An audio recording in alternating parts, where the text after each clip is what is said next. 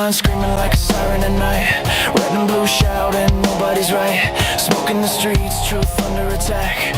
Everybody's loud, nobody's got facts. Feeds keep scrolling, nerves stay tight. Matchsticks flicked in the dead of night. They sell fear, cheap package the lies, while the clock keeps ticking, empires on fire.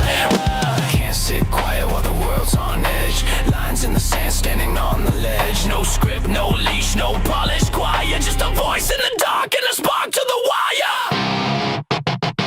This is and I'll bring the fire.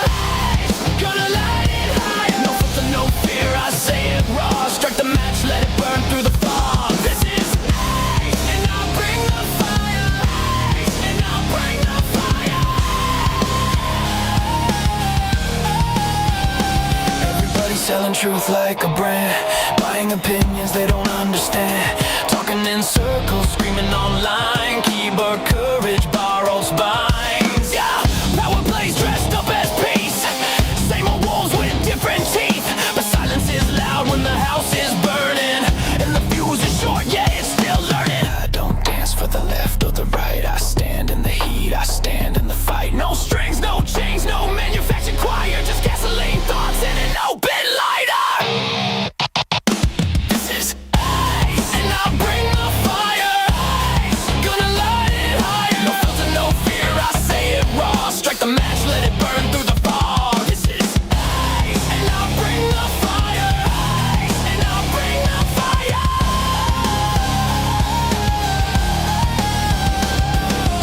The world's on tilt, pressure climbing. Truth don't whisper, it's perfect timing. You can't cancel the smoke, you can't stop flame. Say my name when it hits, say my name. Why? Say my name. Say my name. Fire don't ask permission. Fire don't need a side. Fire just shows up honest and exposes the lie. This is and I'll bring the fire. Truth is harder. Burn it down till what's real survives. No smoke, no mirrors, just heat and lies. And I'll bring the fire. And I'll bring the fire.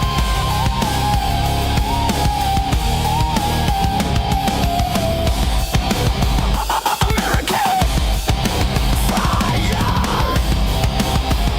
Strike it. Let it speak.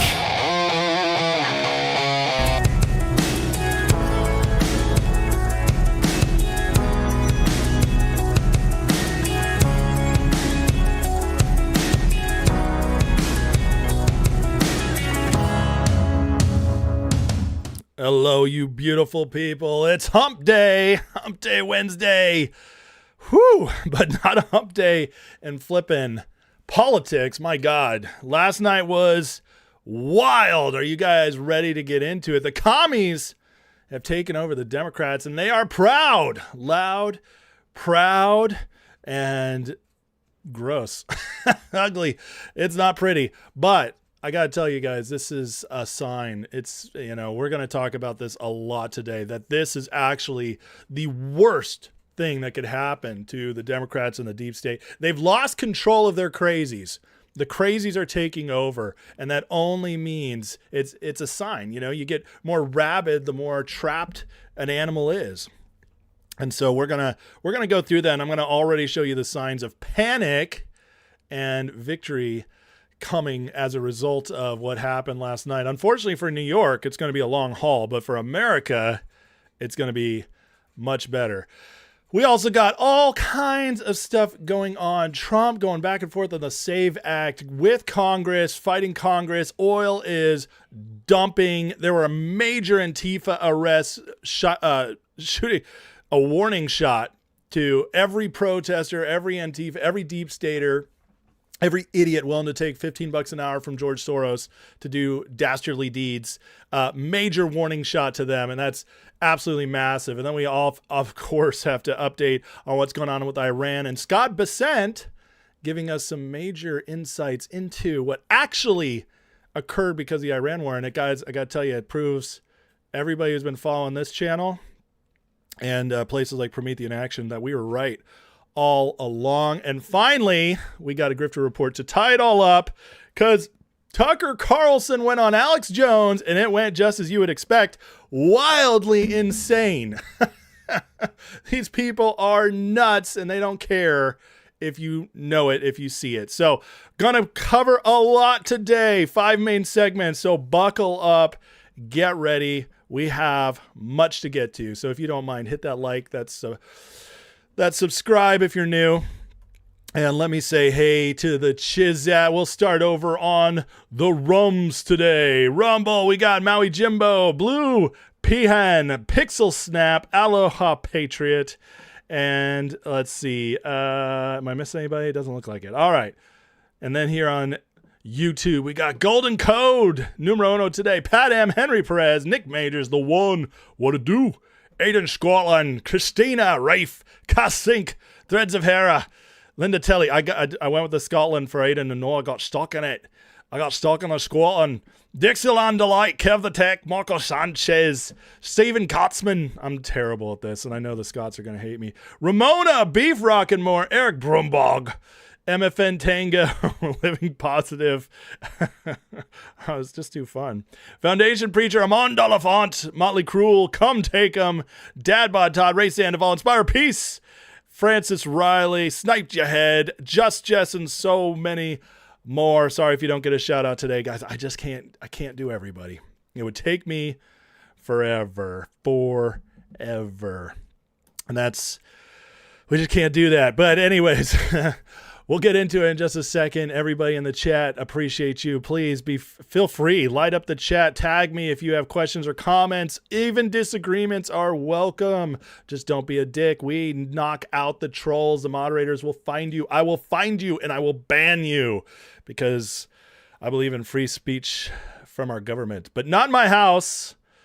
I don't believe in free speech in my house. Disrespect gets the smackdown, and we will take you out. So I know that the trolls don't like it, but that's why we have such a great community in here, the best community on YouTube. So welcome, everybody. Thank you. Yesterday was a big day, as I had my largest live show ever, which was amazing. So we'll see if today might be the hangover, and that's okay. That's okay. It's still going to be just as good a show. I'm going to do just as good a job, or I'm going to give just as much a good effort, I should say. I will say, I did wake up a little gunky, so apologies if I sound a little gross today or do anything gross. Cass Inc. love the Sandlot shout out. I know, I just watched it the other day. Forever. Now that Tucker outed himself, is he going to date Don Lemon? Oh God. Oh man, probably at some point. Yeah, I'm sure. Let's see here. What is this about Rich Does Politics on Tucker? I don't think so. What? No. Rich, I'm pretty sure Rich sees Tucker the same way I do. Panic at the Democrat Disco. I like that. Yep. We're going to start about that today, guys. We're going to call out the whole commie takeover of New York, which is just ramping up. It's getting gross over there. Who confirmed on Rich Does Politics Tucker's a mouthpiece for Trump? I don't believe it at all. I really don't. I'm sorry. I don't know who XF is, but listen, just because they're on Rich, and I like everybody on Rich, and I think most of them are good-hearted people, but that doesn't mean I agree with all of them. And I'm sorry, but at this point, anybody who I would have to see overwhelming evidence, and I mean overwhelming evidence, that Tucker is actually a white hat to believe it. I don't believe it at all.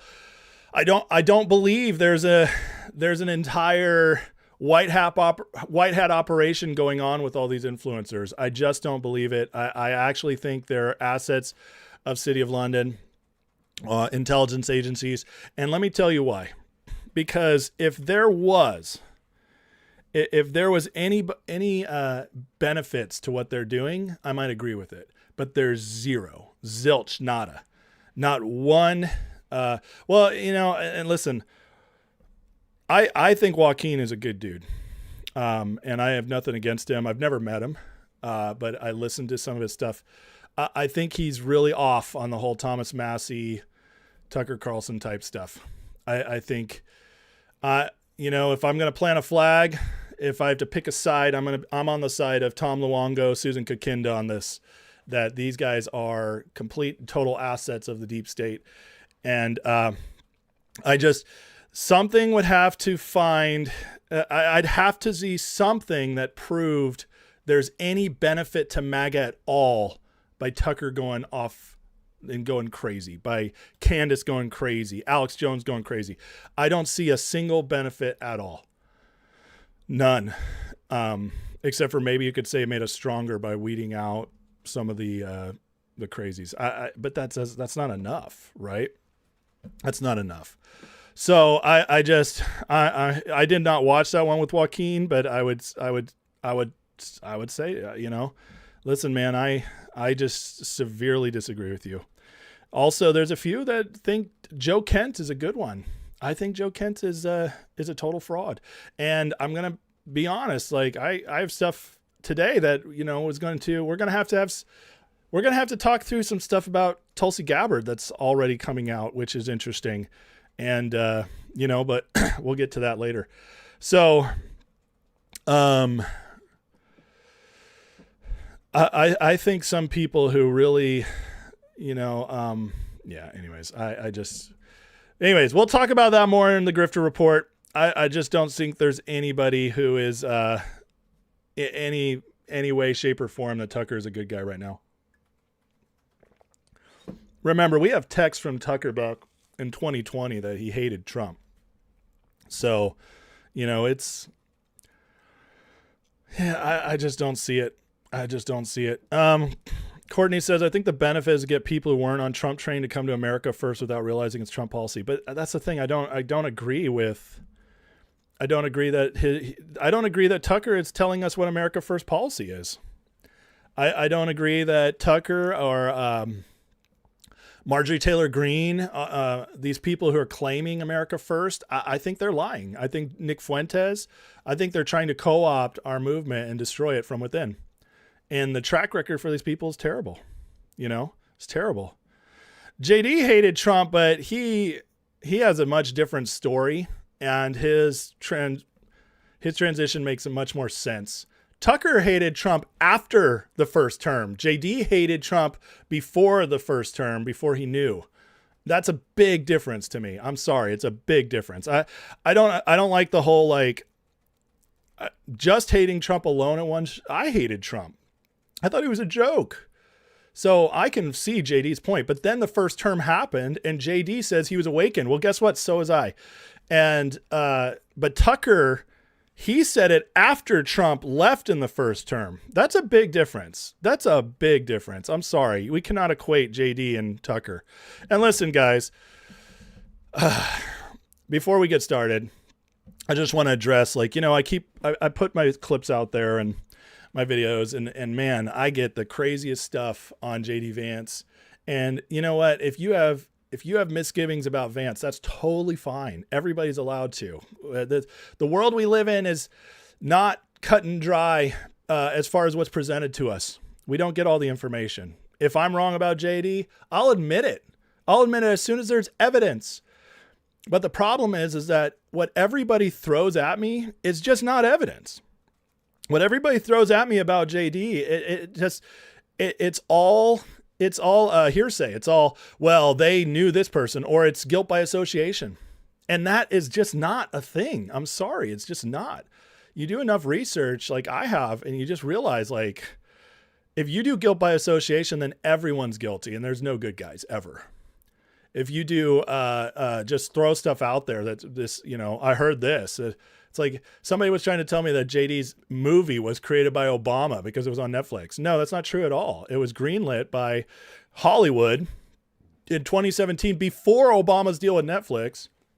Then it was made by Brian Grazer, and then COVID happened, so it couldn't go to theaters. So Netflix bought it.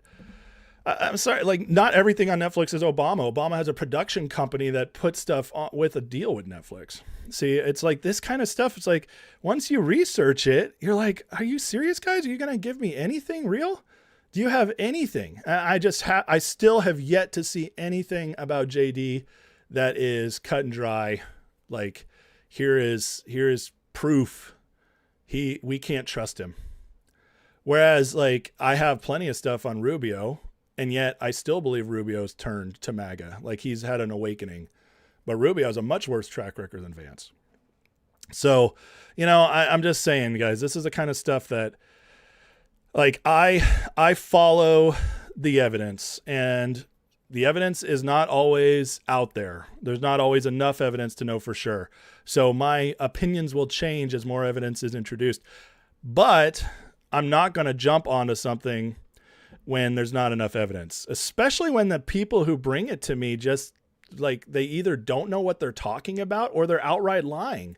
Somebody yesterday said, dude, stop lying about the Iran deal. The Strait of Hormuz is closed. And I'm like, 19 million barrels just passed through, retard. Like, how is that closed? No, man, it's still closed. You're wrong. I'm like, saying I'm wrong doesn't make me wrong. You prove it. And that's the problem. See, I don't bring many stuff to this show. I have lots of opinions that don't have any backing. They're just gut feelings. I barely bring any of that to my show because I don't want to present stuff that I don't have receipts on. I just don't. And I'm always going to bring the receipts to the show, and then my friends, and they'll get my crazy conspiracy theories. But anyways, I'm just telling you guys, like, if you want to disagree with me, bring receipts. Bring receipts, because I know why I believe what I believe. And, if I'm wrong, then prove it. But don't breed stupid stuff. Don't lie. Don't bring stuff that's got nothing. Okay? I hate it. It makes me and it makes me believe it makes me dig in even more when the disagreements are stupid or they have no evidence. Then I'm like, well, you're just proving me right even more. Like, it's like, so if you disagree with me, but you have nothing to bring, and I'm just like, well, you just proved me right. So thank you. So anyways, thank you for your attention to this matter. I'm sure that was very helpful. My little rant here for everybody. Jay Tyrus says, like JD, I didn't trust Trump in 2015, early 2016 either. I'd always thought of him as a Democrat. I didn't trust him early on, voted for him versus HRC, of course, but he won me over in 2017. It was similar for me, although I turned in the primaries, but I've told that story many times. All right, you guys ready? Like and subscribe.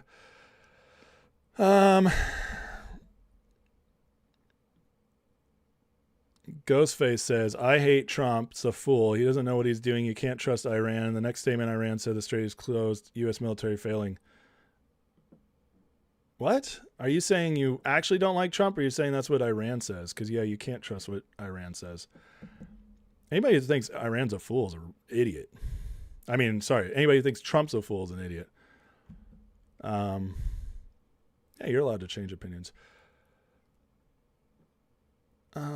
Okay.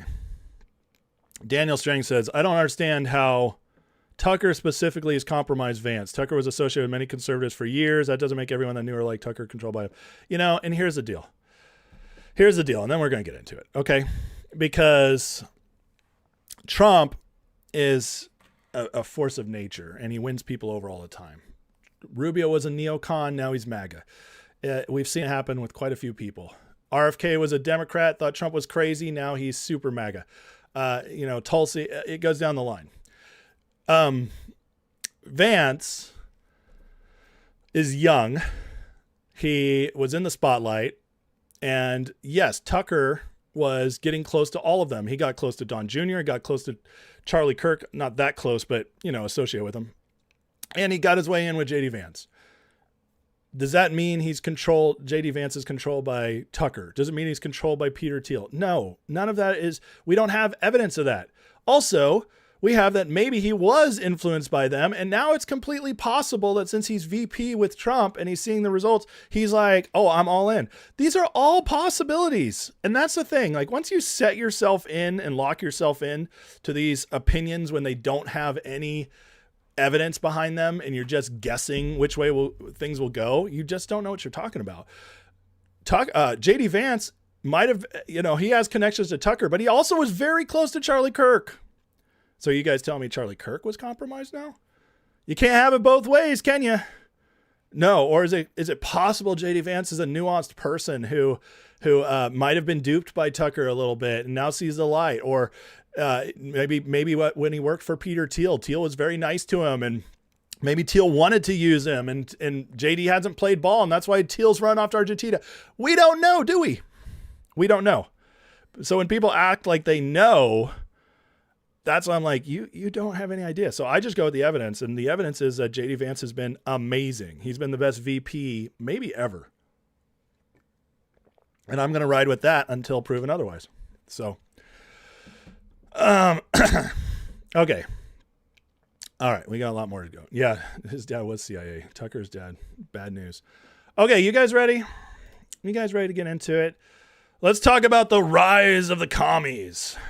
The rise of the commies in New York. This is big news. It's really big news. Real quick, Blue PN on Rumble says people are worried about Vance because we lived through Pence. Well, that's true. Pence was never nearly as outspoken or as strong MAGA as Vance, though. He always played the game. All right. Okay, yeah, I can't get into it all, guys. I wish I could answer all you guys, but we'll do more of that at the end. All right. So last night, massive earth shake in American politics. Did I say earth shake? Earthquake. Last night, a massive earthquake in American politics as communists, avowed communists, they call themselves Democratic Socialists, but we all know who they really are. The Democratic Socialists of America, DSA, won pretty much every race they ran last night, and most of them overwhelmingly. And it showed that Mamdani is now kingmaker in New York, which is one of the liberal hubs, the liberal bastions in America. And this has got a lot of repercussions we're going to get through. And one of them is that other Democrats are in a panic. And this actually might be a really good thing for us. So look at this. Mamdani-backed lefty sweep in New York City congressional primaries as socialist mayor's influence grows to D.C. Read today's cover here. These people could be going to the House of Representatives this fall. As the New York Post puts up, the hateful slate. Great headline.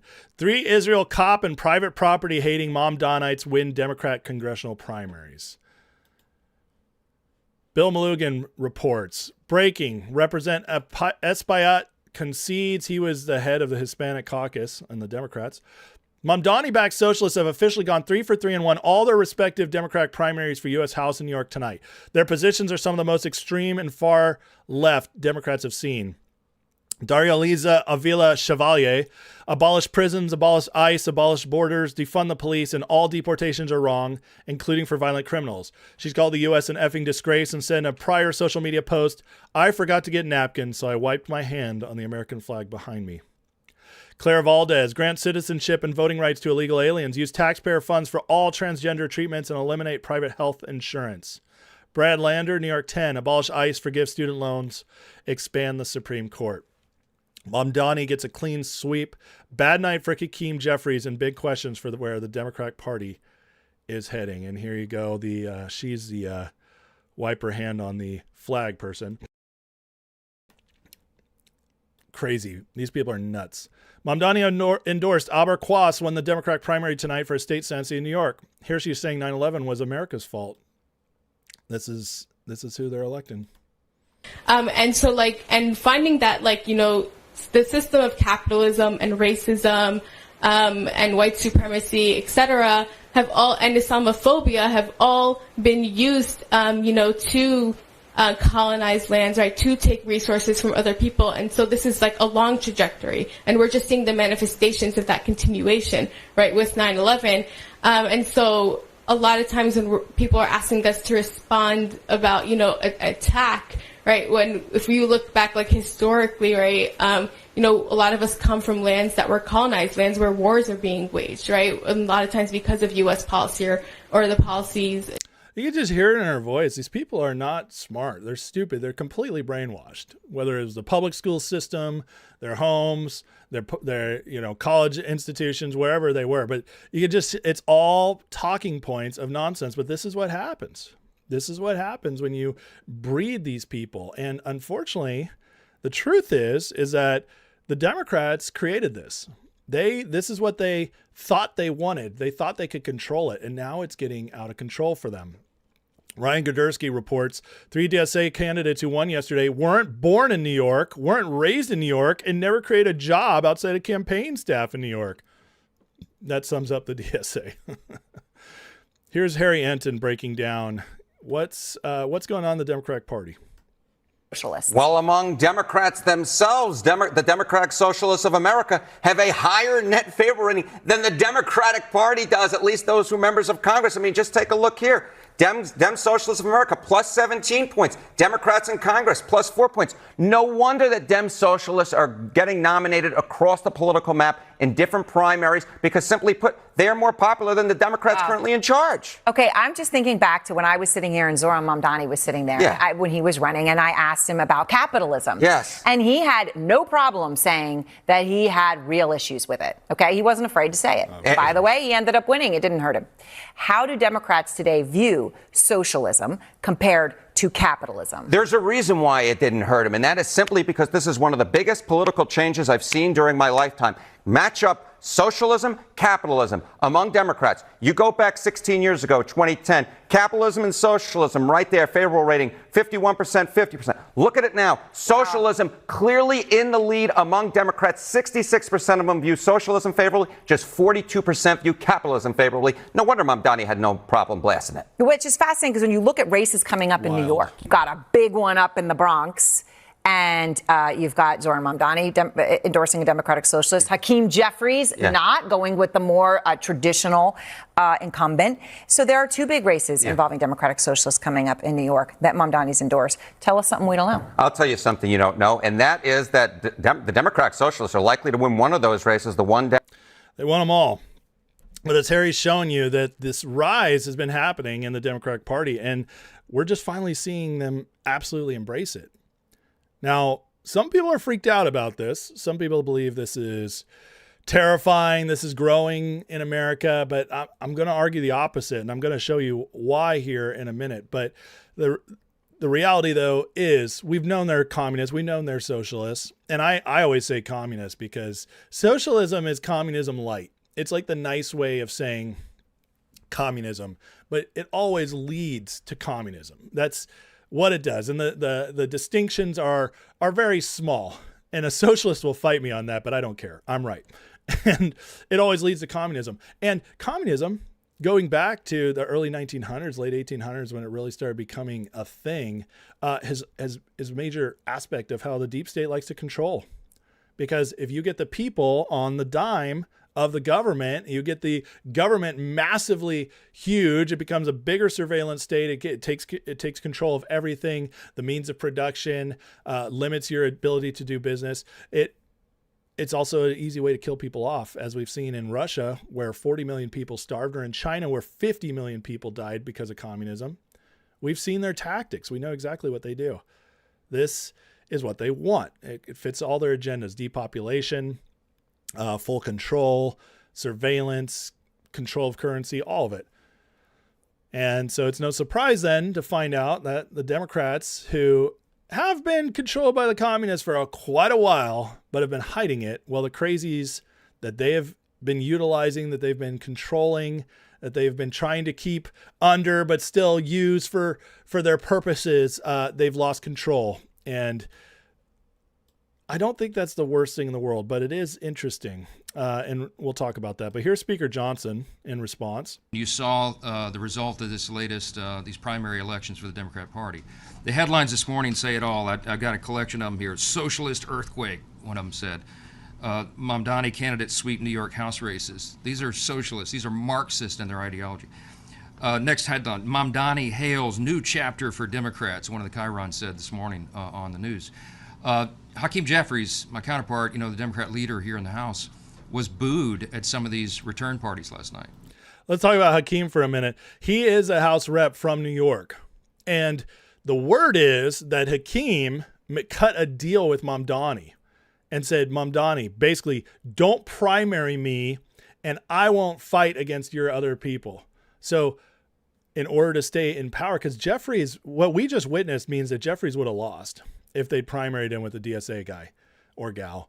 And that tells you again, like, that's the House minority leader. That's the most powerful Democrat in the House of Representatives. Would have gotten whooped if he hadn't cowed to Mamdani. Again, it tells you that Trump was right all along when he said Mamdani is now the face of the Democratic Party. You saw that on social media and some of the clips.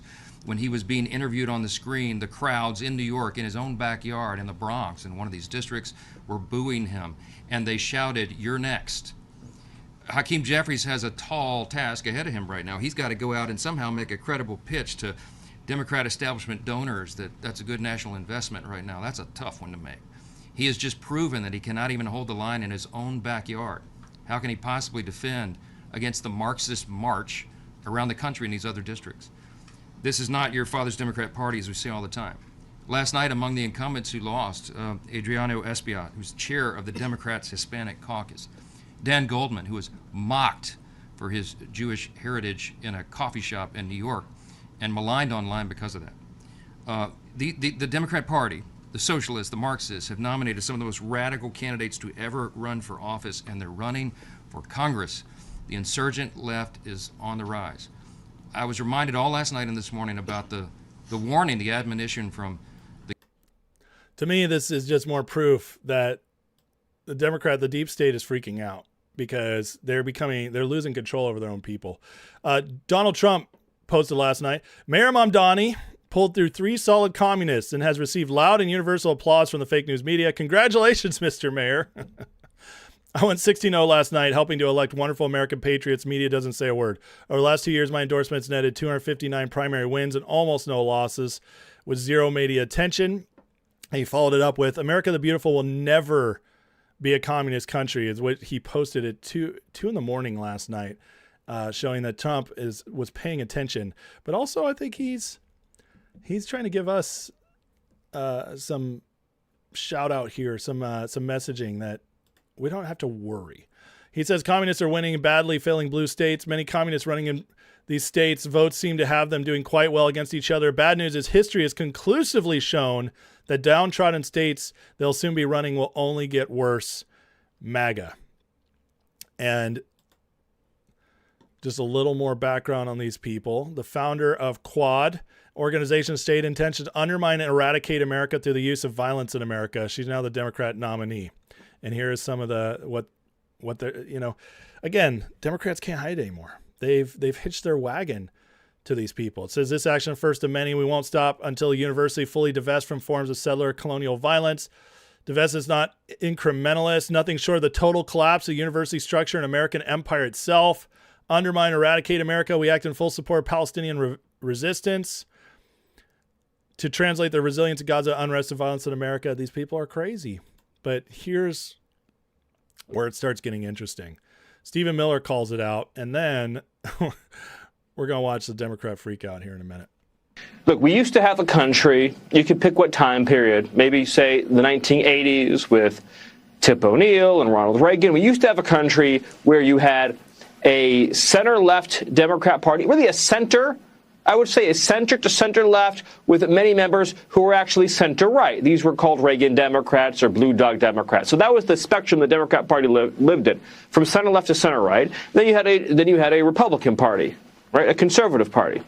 And over time, the Democrat Party has abandoned all of that, and they have instead adopted this radical, revolutionary, and in many cases violent ideology that wants to tear America down and destroy everything that we know and love from top to bottom, right? Living in a state of total anarchy, without police, without law enforcement, where criminals can rape and maim and murder with impunity, where your kids are taught from the age of 2 to hate America, to hate their God, to hate their parents, to hate their family, to even hate their own gender.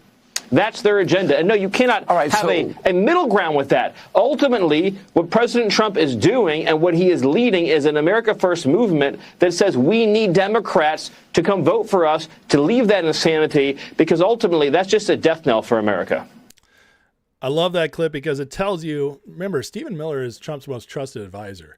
They know exactly what's happening. This didn't happen like Trump didn't, it surprised me. No, they know exactly what's happening. They've let it happen. Why? Because this is showing to the world what they already know. As Stephen Miller just said, there is no compromise with these people. You can't get along with them because they're actually communists.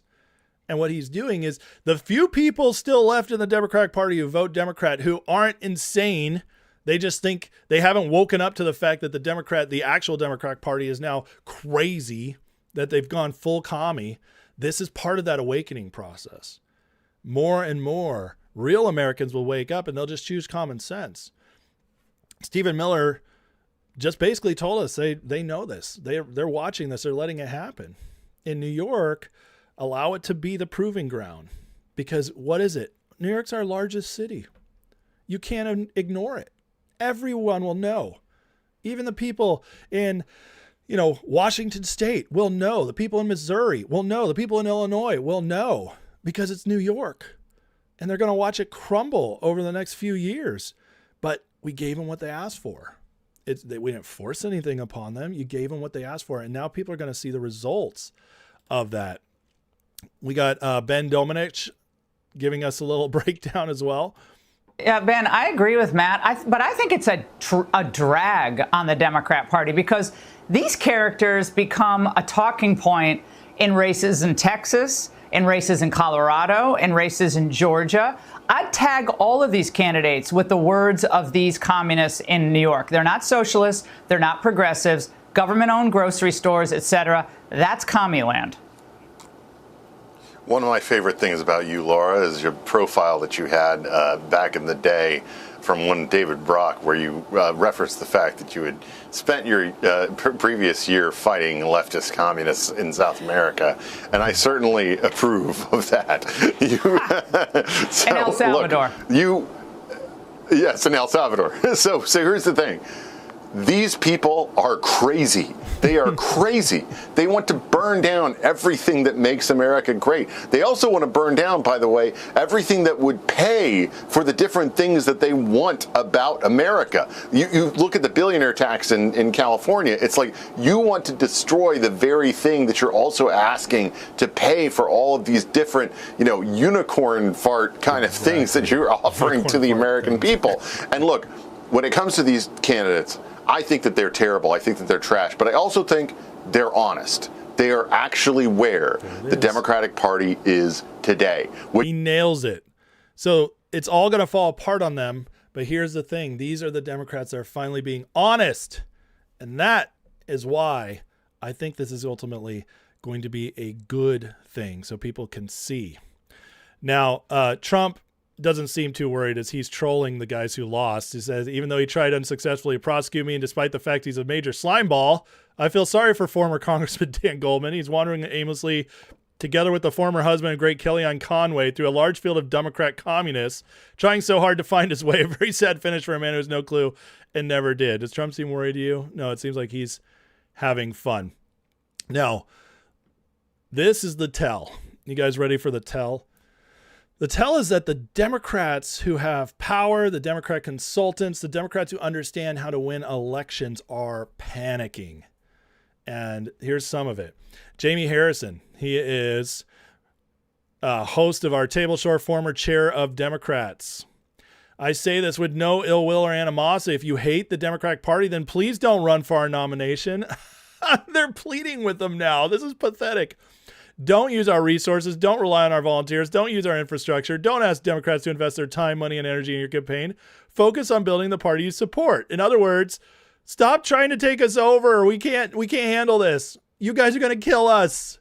We never knew this thing would get out of control. It was great when you were just voting Democrat and, doing what we told you to do. But now we don't want you in here. Please. This is terrible.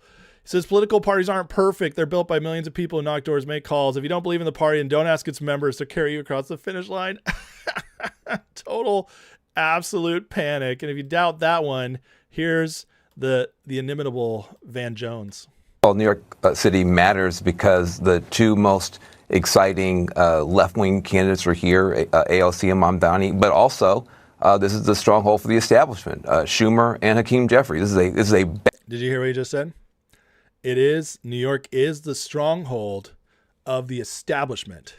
And this is why they're freaking out. Battle between the establishment and this insurgency, and the roof is collapsing on the Democratic Party establishment tonight.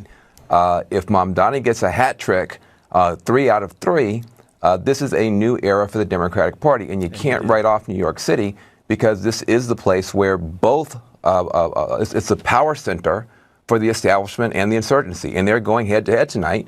And right now, this is no longer a movement. This is a movement and a machine at the same time. There's just no way to sugarcoat this. If Mamdani pulls off a hat trick, it is a new era in Democratic Party politics. Well, and if you're a moderate Democrat who's on the election, who's on the ballot this November, Van, I mean, they're all going to get asked about the positions that we're hearing from these other fellow Democrats. Well, look, I think, from our frontline Democrats will be able to make their case for themselves. I think they'll be able to do okay. We got a lot of national security Democrats in other parts of the country, but this is a big deal tonight. And I think that look, I don't know what you want me to say here.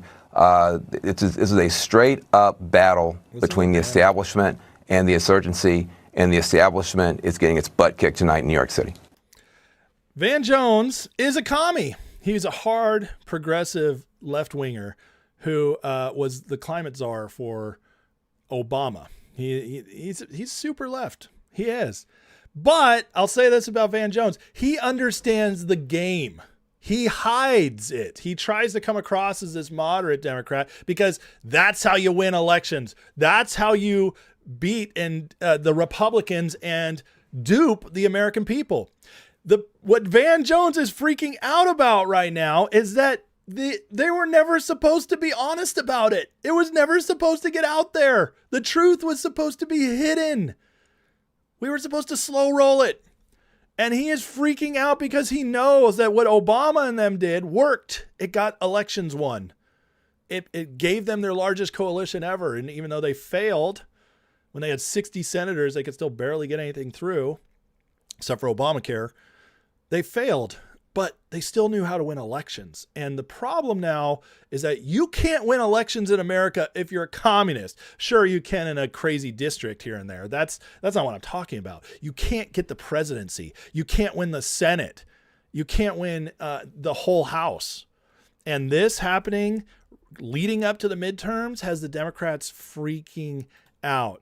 Here's another Democrat, Bill Maher, who actually kind of saw this coming and has been warning his own party about Mamdani. New York is New York. It's definitely it's the media capital, the financial capital.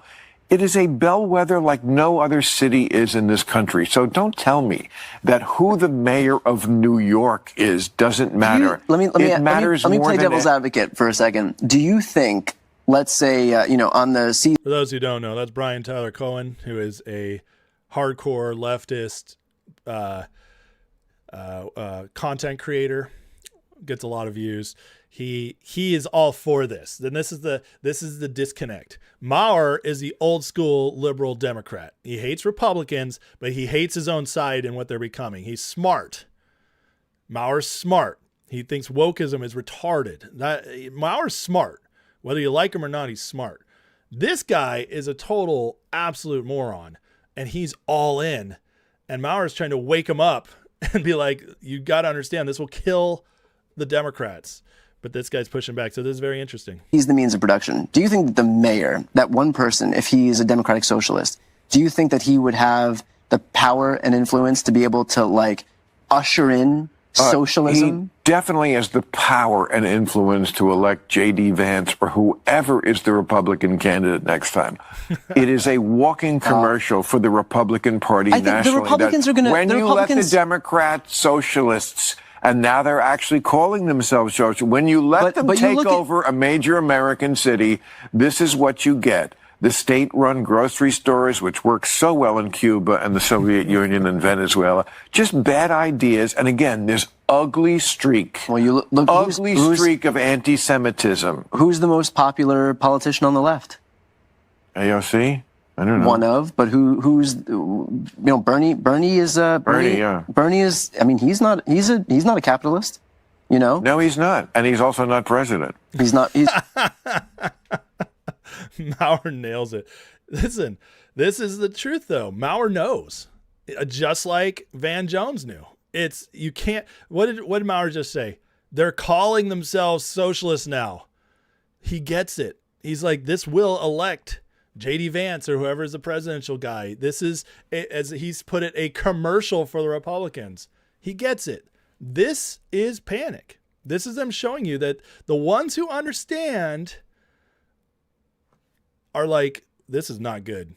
But the dumb young idiots that are running the party, that they played with fire and now they're getting burnt because they radicalized these people, these young people, and now they're taking over. And the Democrat establishment, who is trying to hold into power to fight MAGA, doesn't know what to do because this was never supposed to happen. They were always supposed to keep them under wraps and use them, but they're no longer able to be used. Stephen A. Smith, another Democrat leftist who has some common sense to him, he's not happy about it either. Ladies and gentlemen, let me be very, very clear. If the Democratic Party becomes the likes of Zoran Mamdani, who, by the way, I like, I'm not trying to throw any shade on him or anything like that, but if the Democratic Party becomes him, you have no chance. You have no chance. On a national basis in terms of the presidency. In Senate seats in the House, you have no chance. You have no chance. I want to be very, very clear about that. You might have a Democratic socialist sprinkled here and there, but that ain't what America is. America's about capitalism. Yep. America's about dollars and cents. America's about an economy, a flourishing economy. Okay? And you know what it's not about? Free stuff. Somebody got to say it, so I'm going to say it. Somebody got to say it, so I'm going to say it. Ladies and gentlemen, let me be. They know. They know this is bad for them. So all the people who are worried on the right, the communists, it's true, they're communists. I'm telling you, this is a sign that they're losing control, not gaining it. And those who are smart know. Here's a great example of the kind of mindset that's going on there. Kevin O'Leary, who I've really come to admire, Mr. Wonderful from Shark Tank, he went on this podcast with these two little lefties. And O'Leary gets into these situations because he's a moderate. He's never come out as like MAGA, and he's willing to do the tours. He goes on CNBC, he goes on CNN, and he lectures these guys. But his message gets out there, and I got to tell you, what he says right here is what Americans want to hear. Listen to this. What do you think of the wealth tax? Because Jack, we were having a discussion earlier, believes that it might be a good thing. No, Jack, you're going to hell for saying that. First of all, these little young guys, like, people think that there's an old saying. When you're young, if you're not liberal, you don't have a heart. If you're older and you're not conservative, you don't have a brain. Well, young people grow up and they experience success and they experience failures and they earn paychecks and they pay taxes. And you know what they learn? We really hate the government messing with us, because there's nothing more appealing to a person than the idea of success and the ability to move up. Yes, some people get locked in, but those are not the smart people. Those are the people, and usually they're locked in from an early age. They're taught you can't do anything. The government needs to take care of you. That is not everybody. These young idiot white kids who are obviously doing pretty well for themselves, the older they get, they will become conservative, or at least as long as they're not earning paychecks from Democrats, I should say, they will likely become conservative. That's just the trend of history, especially white males. They go out to the workforce and they hate all the taxes they pay. They see the people getting by off doing nothing, and they get really angry about it. And they start voting Republican. This is the trend of history. It's the trend of the last 100 years. And the parties were different before that. But since the parties are kind of been what they were, and the Democrats have been more socialist, that's the trend. That's likely to happen. What Kevin O'Leary just said is it's what's going to appeal to all of us as we get older, that idea deep inside of wanting more. And that's the American way. That's what Americans want to hear, because ultimately, deep down, Americans want to thrive. And when they hear this stuff, and O'Leary's a perfect guy to communicate this stuff because he's blunt, he's to the point, and he makes them look stupid. But let's back up again real quick, because that line he says is so great. Because Jack, we were having a discussion earlier, believes that it might be a good thing. No, Jack, you're going to hell for saying that. But there's an argument to be made. No, there isn't. It's un-American. It will destroy the fabric of the economy, punishing wealth and success. Well, it's not punishing, because they already have billions of dollars. Right. The difference between having $5 billion and then, let's just say, a 10% wealth tax, $4.5 billion is not quite significant. It's just the idea that you're made a promise to come to America as an entrepreneur, to achieve the American dream, and then some arbitrary politician randomly decides, we're going to appropriate that from you. We're going to steal your wealth just because we feel that a 10% wealth tax is appropriate. It's not really stealing. You understand the argument Kevin just made that every rational person watching this will agree with? Because every person deep down, I had an old friend. This is a good example. I had an old friend who was a Democrat in California. He was raised in Europe. He was pretty left, but not crazy like today's Democrats, but still he was pretty left. And one day we were arguing politics because we were good friends. And I said, well, what are you going to do when someday you earn money and you're doing well for yourself? And he very honestly looked at me and he said, well, then I'll vote Republican. So again, success is a great cure to all this. And when you see somebody as successful as Kevin O'Leary, Elon Musk, that's what people want to be like.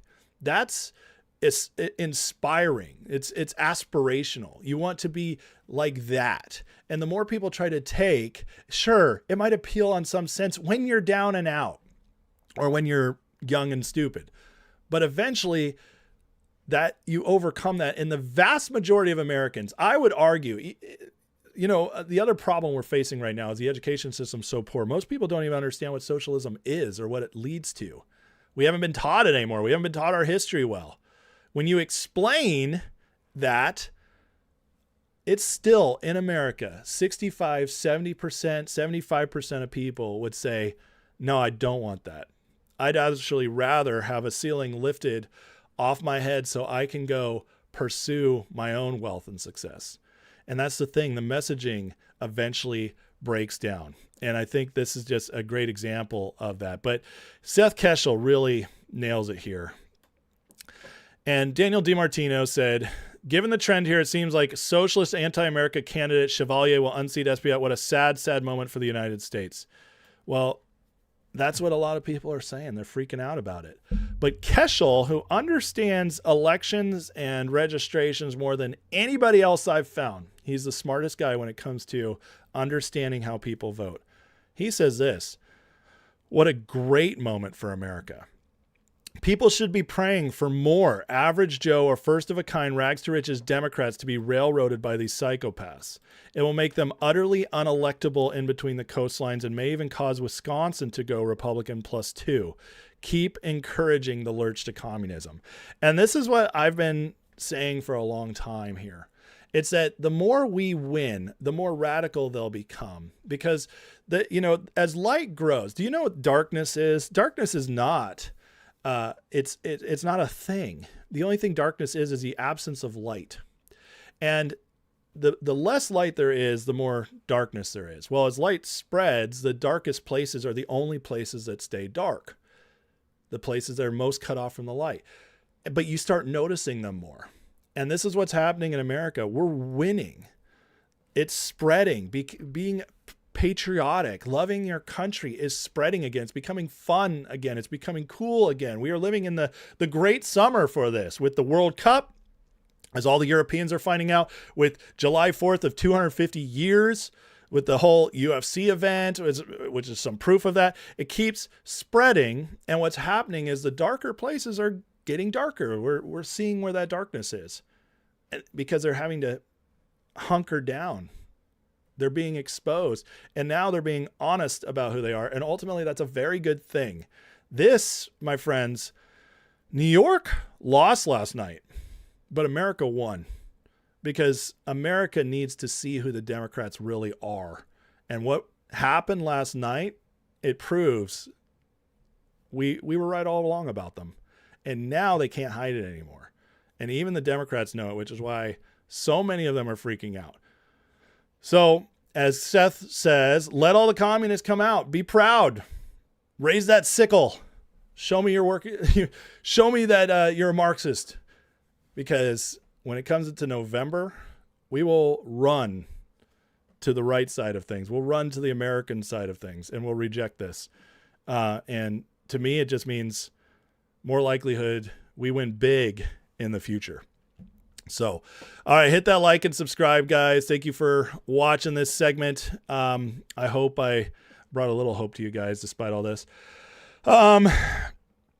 Let's see here. Let me get into the chat.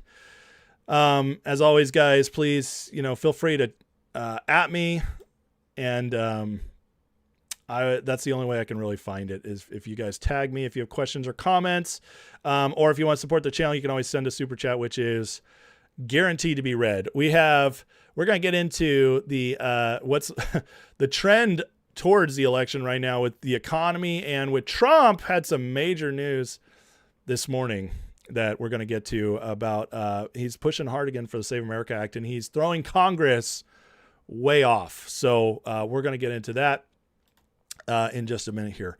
But Stephanie, welcome to the membership. Thank you for the support of the channel. Everybody who wants more of this, who wants members lives, Patreon, the Discord access, please consider joining, becoming a member, supporting the channel. I am only supported by you, the viewers. I don't have any sponsors. That's it. It's you guys and whatever ads YouTube runs when you guys watch a video. But if you get into the description right there, click that Patreon link. You'll get a free month to test it out and see if you want to stay around. Let's see here. I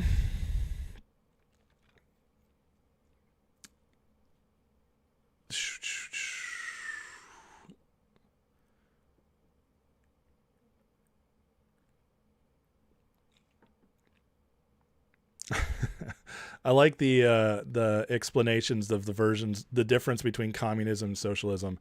The truth is whenever the government tells you to do something with your goods, it's especially if they have full control over it, your production, your business, that's communism. And we can say, well, socialist is a little bit nicer.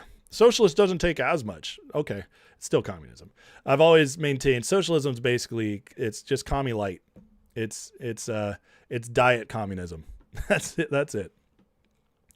And that's what they want you to think they are, but it's not. They are full on communists, and ultimately socialism always grows to communism if you allow them to take over.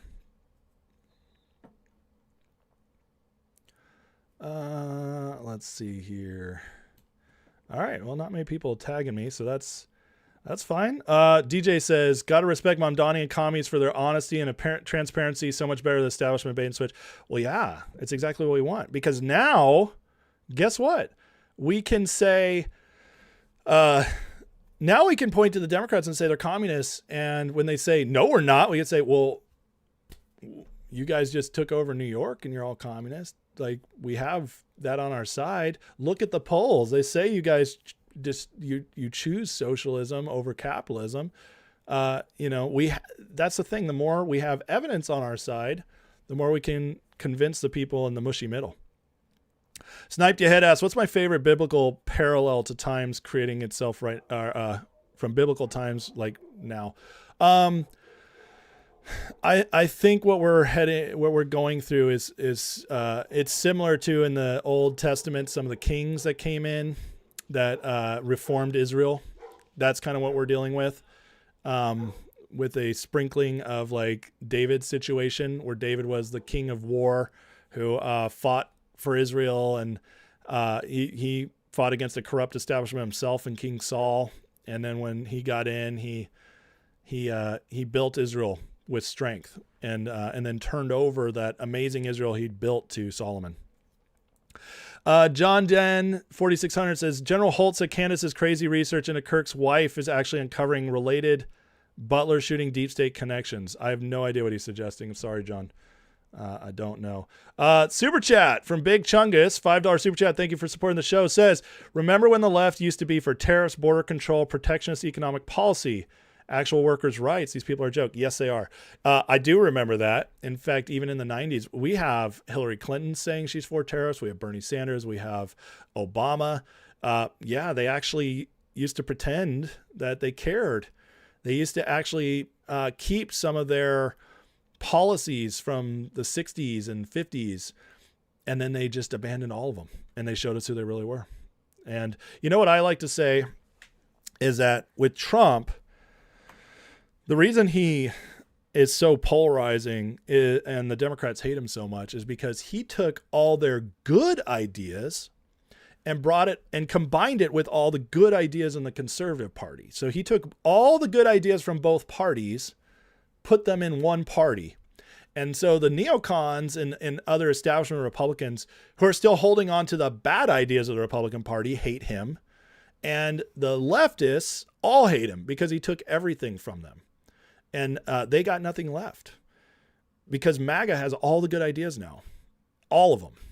And what he did is he took, because see, as long as they had some good ideas, people could convince themselves to keep voting that way. You could be like, well, they are for this and I'm really for that. But now he's taken all that and they're left standing naked now. And that's why we're seeing the communists rise up even more. Freenez 777 with the $2 super chat says, rally to end all rallies tonight, 7 p.m. Eastern. Ooh, I might have to live stream that. We'll see. Katie Cat with the 5 American Fire memberships. Thank you, Katie. I appreciate that. And for everybody who just got a membership, you are now in and available to get all the members live. So check them out. I hope you do.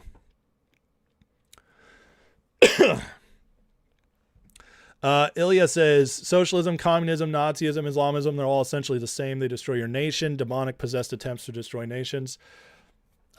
I would say the isms, absolutely. There's a lot of truth to that. Not your daddy's Democratic Party. Yeah, not even our, well, I don't have a big brother, but not your big brothers either. Trump says, how do I receive a membership? YouTube just randomly generates them. Sorry. That's how it goes. All right. Okay. Well, let's get into the next stuff. You guys ready? We will, POTUS dead. What are you talking about, XRP? Is that some kind of new conspiracy going on? All right. We need to talk about the momentum building for the midterms. Trump is on a massive winning streak right now. And I got to tell you, along with the communists showing up on the left, Trump's wins are scaring them even more. Kobisi letter reports that today U.S. oil prices have crashed below $70 a barrel for the first time since March 1st. Yes, oil is now down to $69. Yes, it's been wavering back and forth, but it's been under 70 for a lot of the trading already today. And guess what, guys? That's ahead of schedule because even I, who am extremely optimistic at all times, said that this would probably happen next week. And it's already happened. Yay. Yay, America. Yay, Trump's policies. Incredible stuff. And it's getting to the point where all of Wall Street is starting to recognize they were wrong. Robin Brooks reports, my target for Brent was 85, even in a peace deal.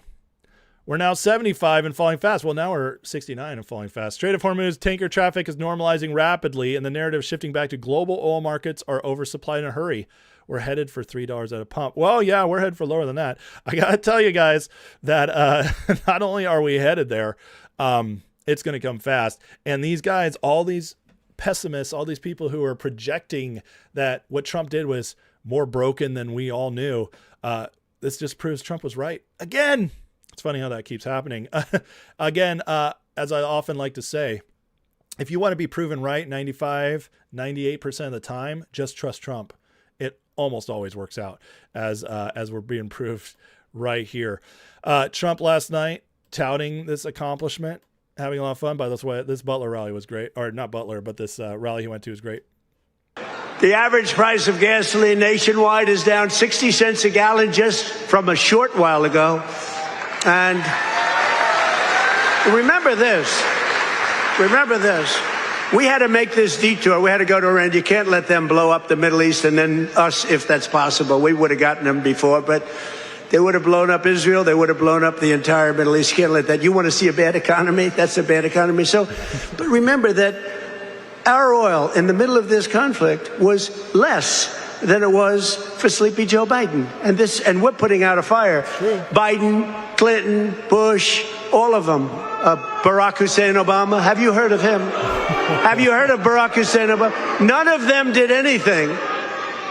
Obama gave them $1.7 billion in green cash. Remember, on a 747, they flew over piles of cash, $1.7 billion, gave them hundreds of billions of dollars, and thought they could bribe them into peace. No, the only thing they understand is what these guys in the front row understand, is the hammer.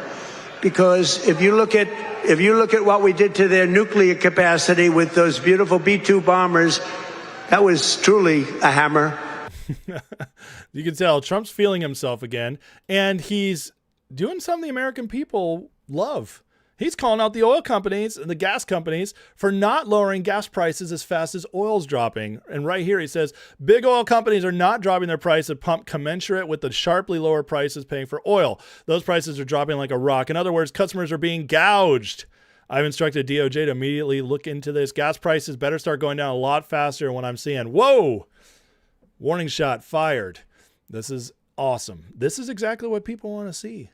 Trump showing that he's not the only the friend of the corporations, only the friend of the billionaires. This is the kind of thing that drives Democrats crazy, because they know Trump's very popular with the working class, and they're always trying to paint him as only hanging out with the rich guys. But then Trump does something like this, and all the little people say, thank you.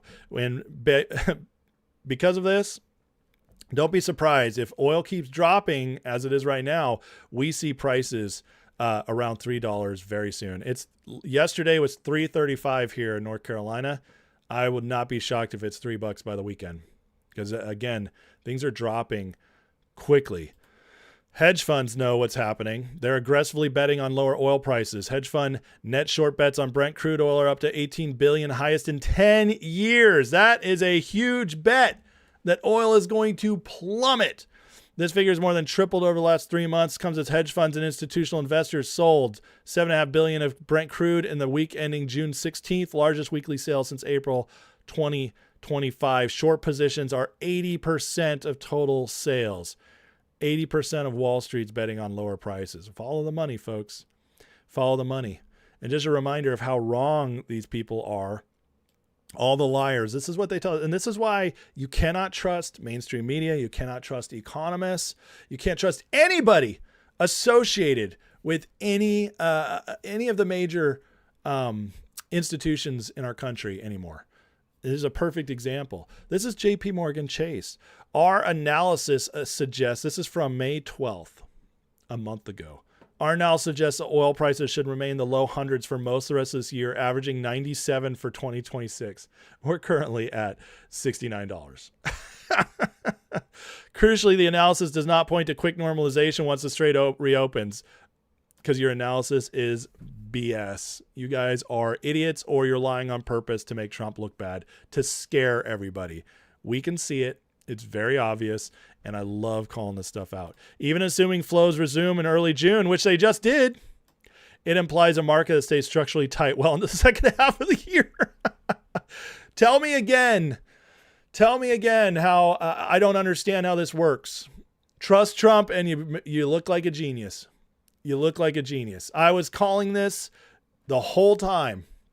The whole time we were in this mess with Iran, I was calling it. As soon as we get out, oil plummets, because I trusted Trump, because I've seen his track record. I know exactly what he's talking about. I believe he's in more control than anybody wants to give him credit for.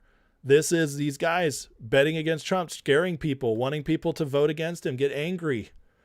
Unfortunately, it just ends up making them look retarded. There it is. I know some of you were waiting for it. When's he going to say retard? There it is. But this isn't the only win Trump has. Here's Mark Cuban, a very open Democrat. But Cuban loves this idea of getting medical prices down, especially with pharmaceuticals.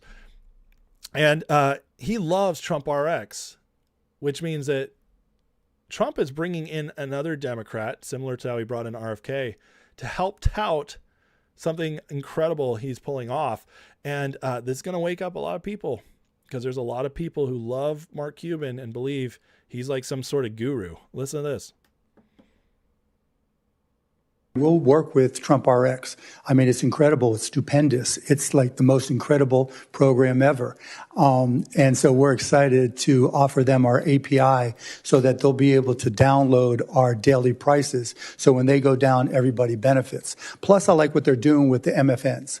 Do you hear what he said? He said it's like the best program ever.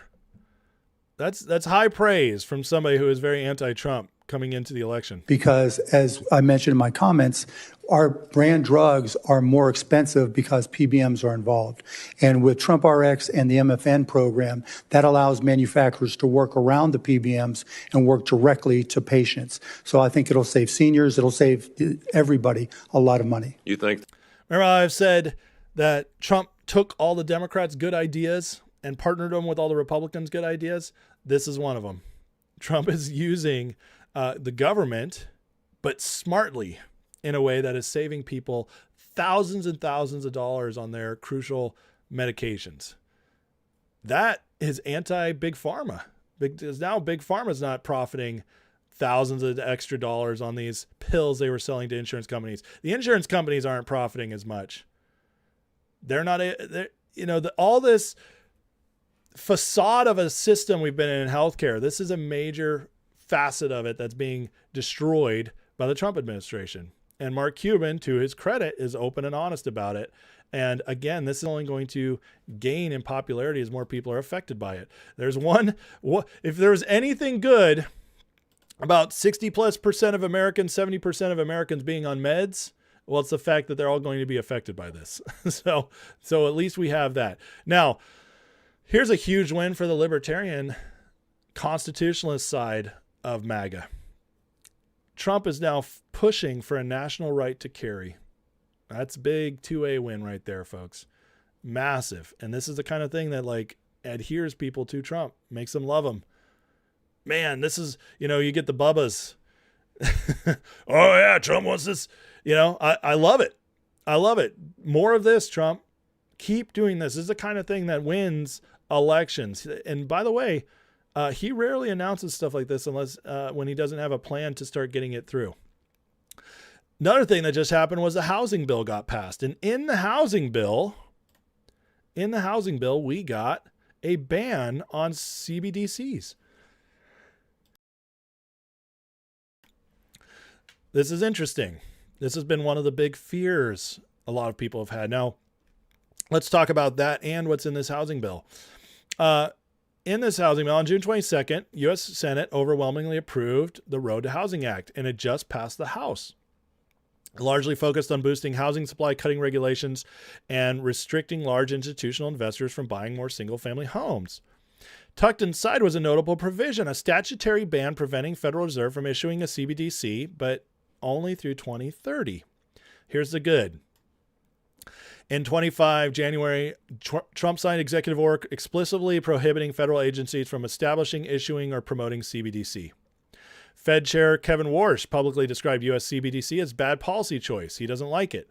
Fed has maintained it won't pursue one without clear authorization from Congress and executive branch. They don't have this because many lawmakers, especially Republicans, view government-issued digital currency as a tool for surveillance and control over citizens' financial transactions. Despite how useless GOP van feels, we have people fighting for a permanent ban. Paulina Luna, Mike Lee, Ted Cruz. Ban explicitly protects private, open, permissionless stable coins, which many in the crypto community see as a positive distinction from government-controlled digital dollar, which is a big deal. Here's the bad, but it's just ugly politics. While the ban represents a significant policy win against CBDCs, it's not permanent. House Republicans and hardline conservatives push for a permanent ban to secure broader bipartisan support for the overall reforms. Negotiators settled on a 4-year moratorium. Temporary nature allowed the legislation to move forward with strong majorities. In short, 4-year limit was the price of getting a housing package across the finish line. After 2030, Congress could revisit the issue. By the way, in 2030, based on demographics, we should have a much more MAGA government, much more red, much more MAGA. 2030 is the new census, which will apportion a lot of people to red states.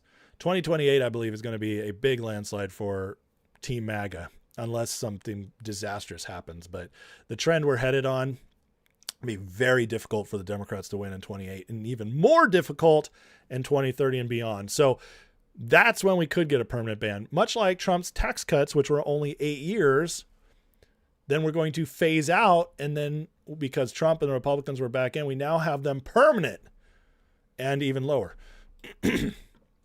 Bottom line, in the housing bill, there's some great wins. And the huge takeaway everyone's missing, they restricted institutional investors from buying more single-family homes. Get them out. And although it's not perfect, it's a win. For now, we installed the first limit on potential CBDCs. Who knows, the Fed might not even be there in the future. That's interesting. Nothing to lose sleep over, so stay the course, keep fighting. But again, this housing bill is a big win. And Trump had something to say on it today.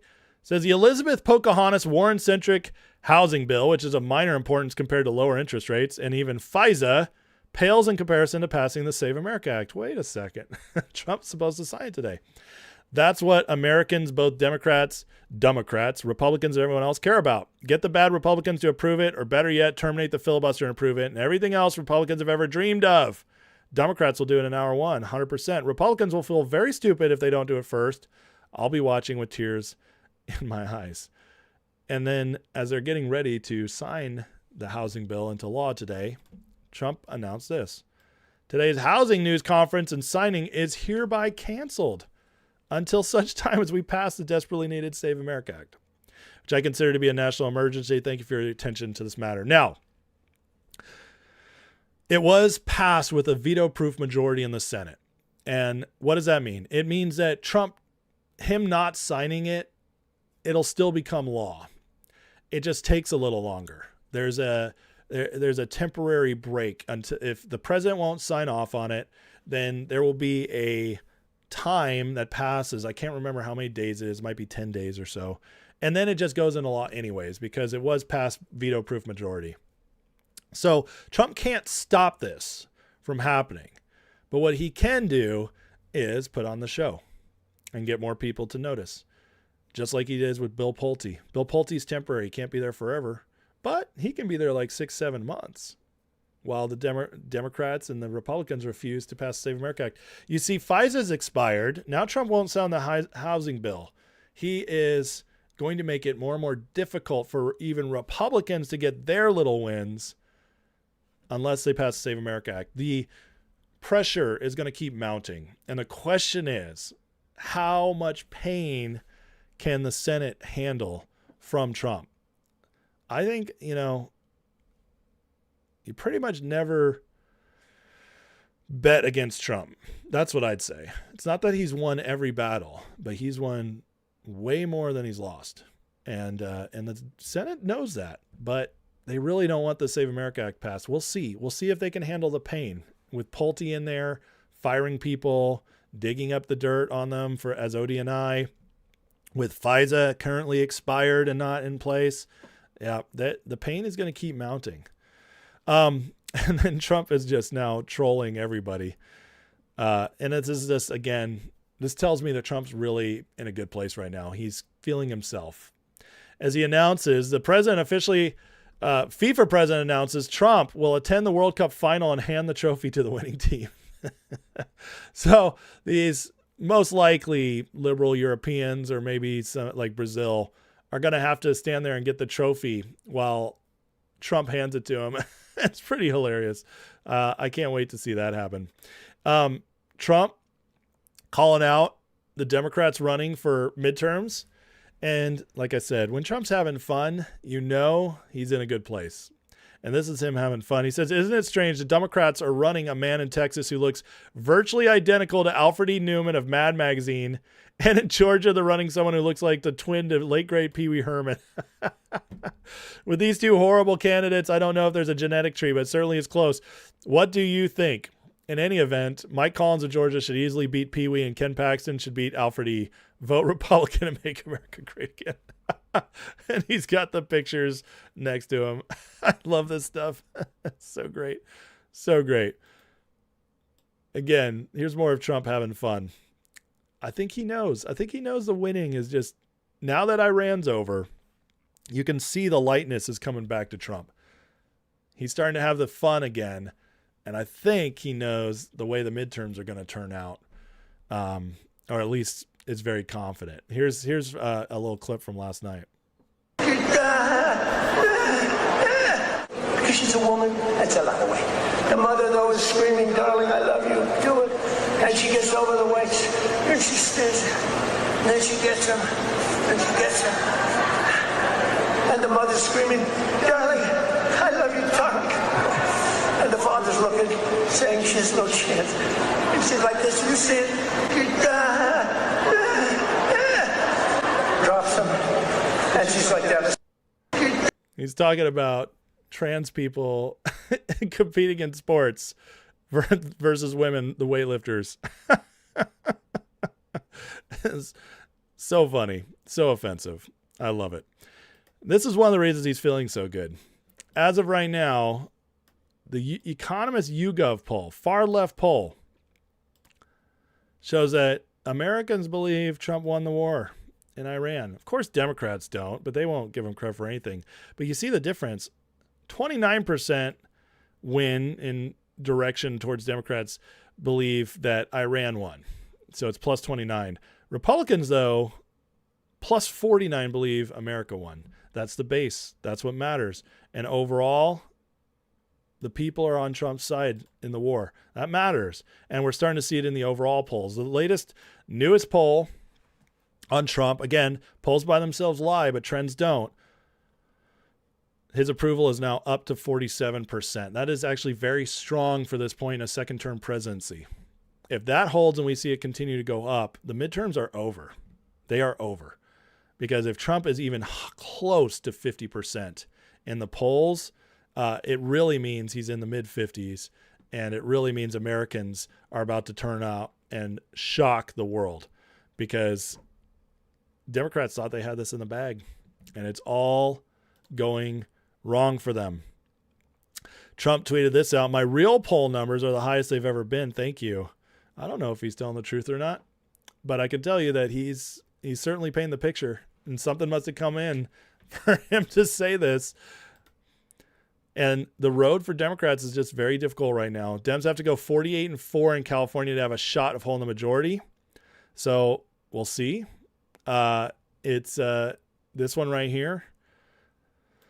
I'm sorry if you still have California 22 as lean Republican. I can't take any of your predictions seriously. Well, as Keschel responds, they lose one in California, they'd have no shot. So, I continue to believe the midterms are going to be much closer than anybody predicts for Team Red. And we came into 2024. We came into 2025 after 2024 election with a 220 to 215 majority. It's a razor thin majority.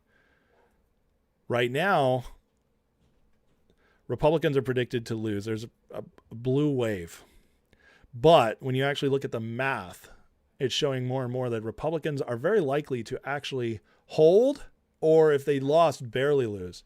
And I got to say, all those polls that have been coming out for the last few months, those were with Trump the war in Iran. They were with oil prices high.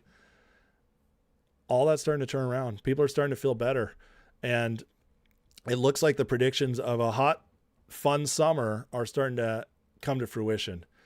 And again, Trump, he's given the Democrats their worst nightmare, trolling them hard here. Maybe we should run again. Should we run one more time? I'd like to do that. But I got more votes than any candidate in the history of Pennsylvania. Can you believe that, Bo? Maybe I should run again. I'd like to. I know that feeds a lot of your guys' conspiracy theories. I really don't believe Trump will run again. But the point is this. His confidence is back. He's feeling himself. And the polls, the oil prices, the economy are backing him up. So, again, after last night and the big communist takeover of New York, there's a lot of people freaking out right now. But I got to tell you, the right people are not. We can see where this is headed. And it looks better and better for MAGA every day for this midterms, for 2028 and beyond. And I'm telling you, we hold this midterms, we hold 2028. It's again, we're looking at 12 to 20 years. This is a generational shift we're in the middle of right now. And all we got to do is show up and keep pushing forward, and we win. That's where we're headed, because this economy, guys, is shaping up to be one of the best, maybe of our lifetimes, once everything's caught up to the investments, the tax cuts, the deregulations. Once everything is in motion and humming, what Trump's building is long lasting. And this is why I think he is loving life right now after Iran. All right, guys, hit that like and subscribe. Next, we're going to talk about the justice aspect that's going on, because like this massive arrest that just happened with Antifa, we need to talk about. So good stuff there. But let me get into the chat. Catch up with you guys. Foundation Preacher with a $2 super chat. Thank you for that. It says oil for $73 a barrel last November was $3.05 gas average. Exactly. That's exactly right. And because of that, it means that the current prices should reflect more in our gas prices. We let's see where it's at right now. Let's see CNBC. Where's oil at right now? Okay, so it's just above 70 again. But yeah, you're exactly right. I mean, at $70 a barrel, we should be under $3 a gallon nationwide. So yeah, it's coming. Kevin, welcome to the Super A Soul membership. Thank you, Kevin. I appreciate you, man. You're awesome. Let's see. I miss anything here? F the haters, I voted for this as pi squared. I love it. WAP says I'd vote for all this again. Amen.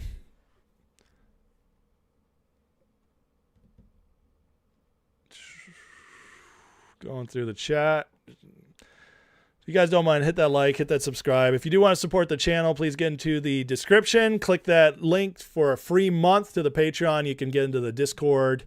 Try that out. See if you like being a part of the community, and then also get all the memberships, the extra content in there. And that's in the description. That DJ says lower the gas drops, the higher Epstein accusations will increase. Oh man, they just don't have that anymore. By the way, speaking of that, where is Thomas Massey's dropping names? I thought that was going to happen. But apparently Thomas Massey still got nothing. Apparently he's still got nothing. Not that any of us who've been paying attention are surprised. Guy, such a fraud. Is he a wartime POTUS like FDR? I believe so, but differently. Obviously, FDR was World War II. But Lisa says, can Trump veto the housing bill? He cannot, because it was passed with 85 votes in the Senate. And you need 66 can overturn a veto. So, yeah, you just can't. It's going through the law no matter what. Hegseth announced Golden Dome's up, functioning. Yes, I saw that. That's pretty cool. That goes all the way back to Star Wars and Reagan. Pretty amazing we pulled it off. Trump, man, he just keeps knocking out stuff people said couldn't be done or wouldn't be done or we've been waiting years or decades for. Trump just does it. I love it. It proves just you can just do stuff. You can just do stuff. WAP says your state, Washington, adds a new gas tax on July 1st. My God, man. They're just so shameless, the liberals, about keeping those gas prices up with taxes. It's crazy. Absolutely crazy. All right. Franny says, Massey's disappointment. He was such a star during COVID. His wife died and he turned into a turd.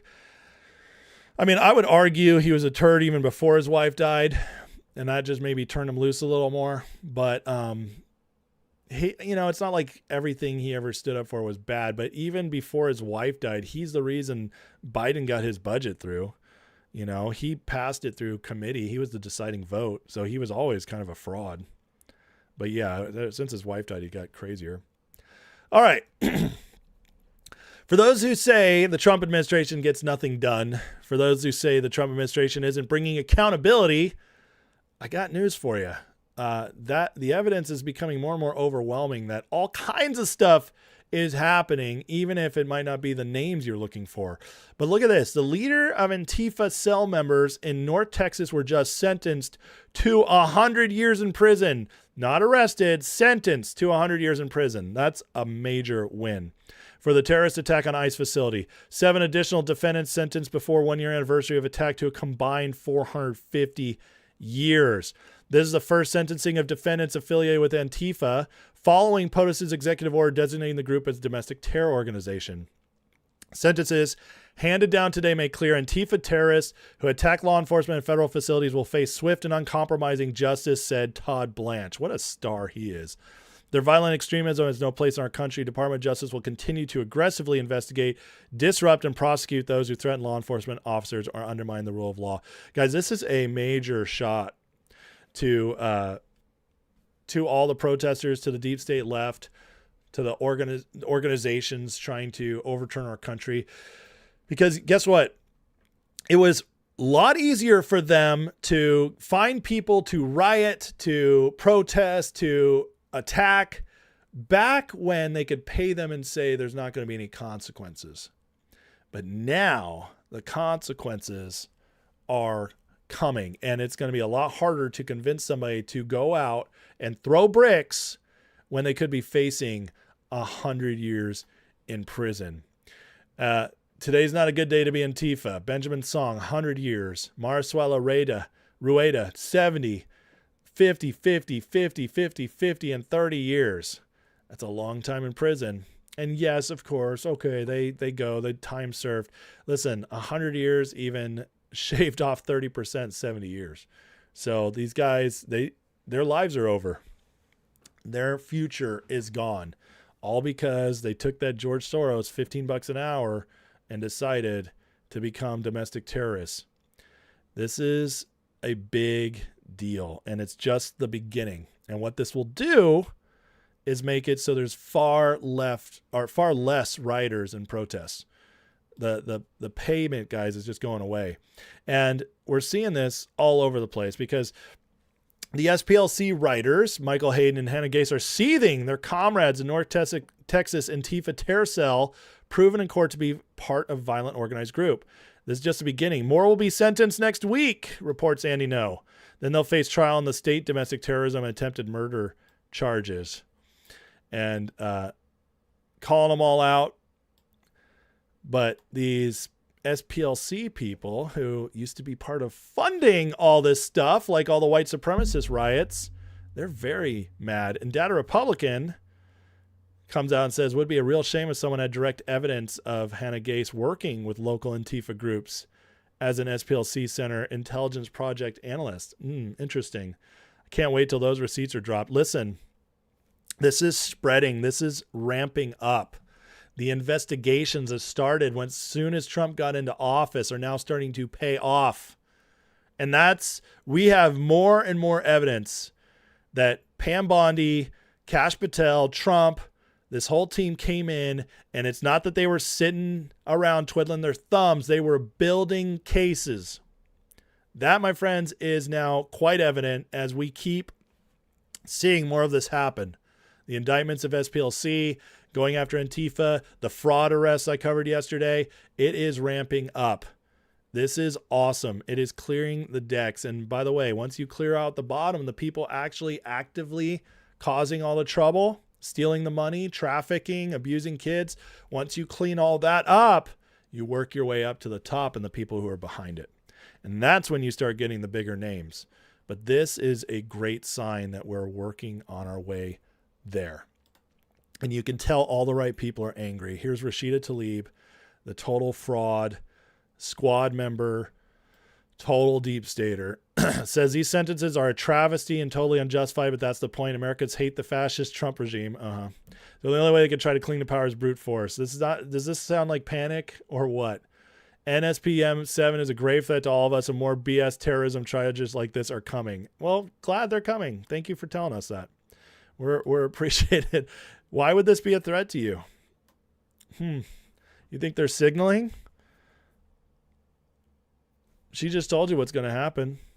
The only way they can try to cling to power is brute force. This is a grave threat to us. So basically you're saying we're scared. We're really scared. You're not going to allow us to do our way of power, our way of disruption. This is awesome. This is very, very good news. The Antifa people are already freaking out as well. Here's a screenshot. Black Red Guard, 30 years for moving a box? Not even at the demo? 100 effing years for firing a gun at the ground? Horrifying weaponization of the criminal legal system. Nobody died. Guns owned legally. Only one of the 9 defendants fired a weapon. 3 weren't involved in the planning and left when the guards told 1 did at 10, got 30 years. You feel the panic? It's beautiful. I like to chew on it and sit around and drink their tears. It makes me so happy. But you better believe this is terrifying to them. Because what they're saying is, oh my God, just for showing up, they got 30 years, 100 years. Oh my God, I'm not doing that. Are you kidding me? This is striking terror into them because guess what, guys? Actions have consequences, and now they're finally faced with those consequences. Anybody who says that punishment is not a deterrent is an idiot. Punishment is definitely a deterrent. These people will not be showing up in the same numbers anymore. And if they do show up, they'll be acting a whole lot nicer because they can't go to the levels. There'll still be the idiots. They'll still be the retards who don't think ahead, think they're invincible.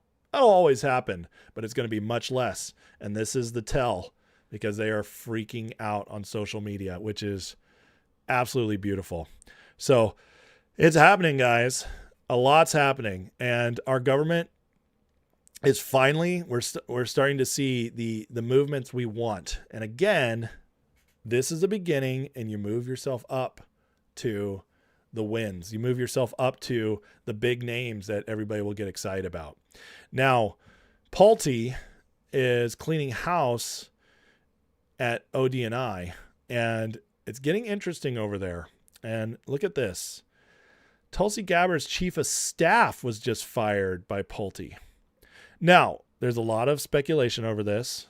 Some people are wondering, was Tulsi allowing a bunch of leaks to happen? Was the whole Joe Kent thing, did that really kind of start leading to Tulsi being pushed out? Was her excuse to leave a lie? What I'll say is this. I am reserving judgment. I'm going to continue to believe Tulsi's a patriot for now until we know more. Because the other factor of this, it could just be they want a different chief of staff. It's very possible that person was there and they were like, we don't have a use for you anymore. Sorry. Very possible. I will say there is suspicion here. There is something it's something to keep an eye on because Pulte has already fired over 50 people at ODNI. And I believe it could get up to 400. So if more and more is going to come out, and if there's anything bad on Tulsi, we'll learn it. But in the meantime, I'm going to continue to say Tulsi did a lot of good there. And I'm just going to believe the evidence is presented. Laura Loomer does not like Tulsi Gabbard, so she's going to frame it in her way. But regardless, it is a fact that her chief of staff was one of the firings that already happened. And so, for now, something to pay attention to. Regardless, the good news is that Pulte is cleaning house. And if somebody with even this big of a role there is able to be pushed out, means that nobody's safe. And that's exactly what we want Pulte to do. So all this is going on with Antifa, Pulte in there, the deep state freaking out, the Senate freaking out. Trump posted this yesterday, and I got to tell you, I think it's an idea of what's coming. Trump posts scripture yesterday. Let justice roll on like a river, righteousness like a never failing stream. Interesting.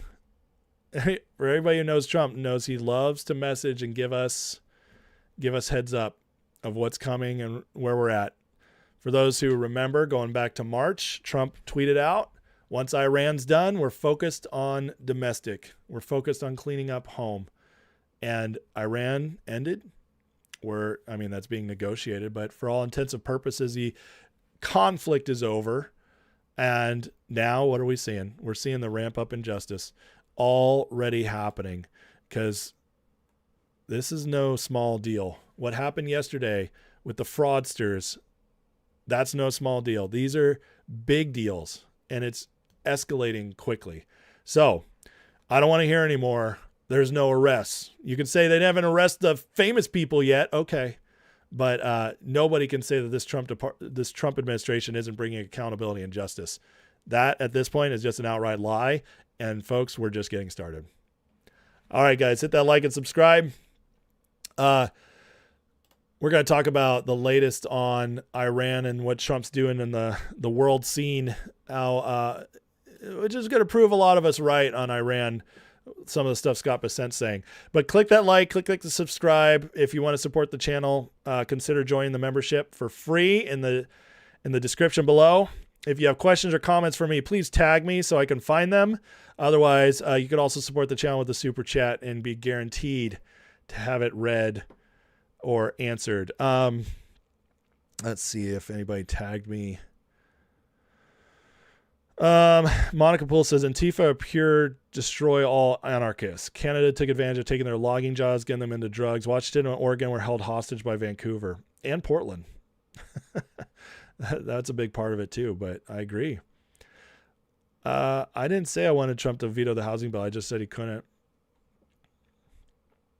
The only part that, from what I know about the housing bill, that'd be good if Trump could veto it is that he could hold that as leverage. To get Save America passed. Sweaty Zeus Gaming says, I'm in Kentucky in Massey's district. He was always a fraud. He actually used to work closely with Mitch McConnell and got into Congress via Mitch McConnell's hopper. Interesting. I didn't know that. Learn something new every day, don't you? A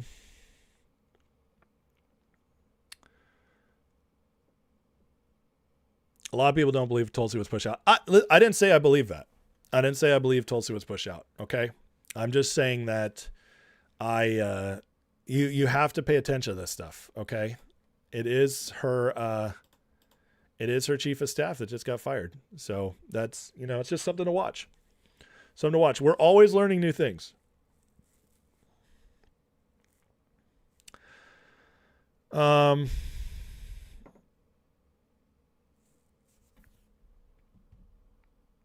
Let's see here. Somebody asked, why didn't Tulsi do all the firings? Well, there's a couple reasons. Maybe, there's the obvious reason people are going to speculate. She's one of them. Okay. But there's also the aspect that maybe she just didn't have maybe she was too nice, which could be a detriment. And she was just focused on other stuff and was like, maybe I can work with these people. That's possible. Maybe Trump told her to hold off and said, right now, focus on this stuff, and then we'll clean up more later. That's possible too. So you never know.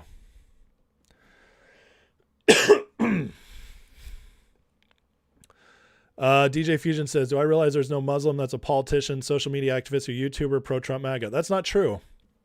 Rich Does Politics is a Muslim, and he is pro-Trump MAGA.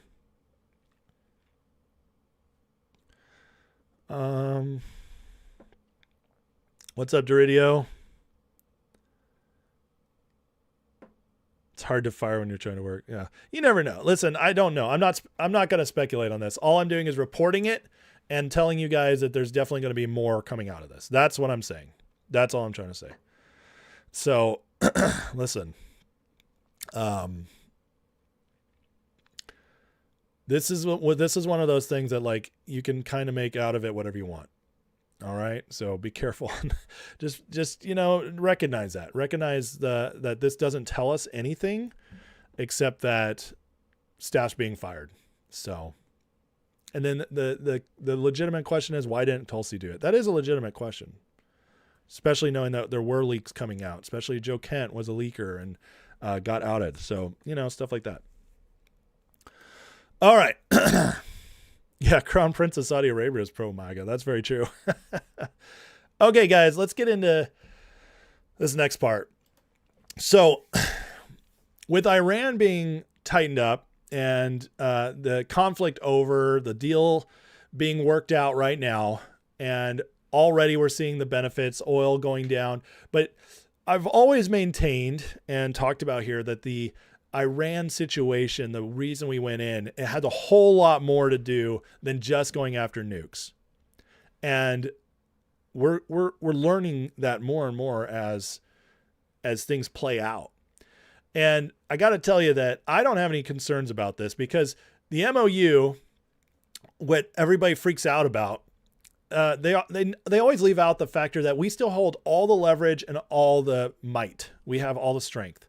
We can always go back in and bomb if we need to. And as Bobby Levy woke up this morning, this guy, again, is White House Deputy War Room Director, so he's in it. Says, woke up to some amazing news. It appears patriots are still in control. Absolutely. Trump gave us this today. Iran has informed the U.S. that despite troublemaking fake news reporting to the contrary, there's no tolls, no insurance costs, no other charges of any kind being sought or received by Iran on ships traveling the Strait of Hormuz. If this is false, negotiations would end immediately. Additionally, no money has been given to Iran or released from their money to them by the U.S. We'll be releasing some of their money, totally controlled by us, to our farmers and ranchers for purchase of corn, wheat, soybeans, and more. Food is desperately needed in Iran, and we'll be purchasing it for them exclusively from the U.S. Thank you for your attention to this matter. This is a big deal because this contradicts much of the reporting coming out, and it continues to show that there was more to the Iran situation that was let on, and there's more going on behind the scenes than any neocon wants you to know, any critic wants you to know, any faggot podcastistani wants you to know. They are all trying to bug out about this, how can we attack Trump over this? But the problem is that the longer we're away from the MOU, which now it's been 10 days, and the longer Iran is stabilized and oil keeps going down, the more it becomes apparent Trump's actually telling us the truth. And the more it becomes apparent that majorly good things came out of this. Now, Batya, who I usually love, has hated this deal because she's Jewish and she is really on the Israel side of things in this, which is a knock to her in the way she's approached it, at least. Not saying you're not allowed to disagree, but I am saying that I don't like, for somebody who's so pro-Trump, to not give him any benefit of the doubt in this. But Bill O'Reilly set her straight right here. But I'm more confident tonight than I have been, because the window is so tight on these mullahs now. They either are going to let the inspectors in, or they're going to get blown to hell. Trump would use another profanity, but he'll do it. I hope you're right, because he's promised to do it many times and do it. hasn't followed through. I Bill know O'Reilly. that. God bless you. See, I completely disagree with that. Trump's bombed them 3 times already. I don't know what she wants. I don't know what any of these people want other than total annihilation, which is just not Trump's forte. He's not going to do that. He doesn't want to hurt the people. But in all of this, Trump has accomplished something massive, and it has to do with our economy and the restructuring of the globalist world order that they were trying to control us with, that killed our middle class, that got us stuck in overpaying for NATO, basically being the EU's military, got us stuck in bad trade deals so they could just keep taking advantage of us. All of that is ending. And Iran was a big factor in that. And Secretary Bessent is now preaching about all this and like how strong our economy is becoming as we're becoming more sovereign. And he had some really interesting things to say here. We've rediscovered at great cost what America's first Treasury Secretary Alexander Hamilton taught us. This is interesting. Hamilton was under a lot of scrutiny for a long time, especially from Austrian economists, especially from libertarian types.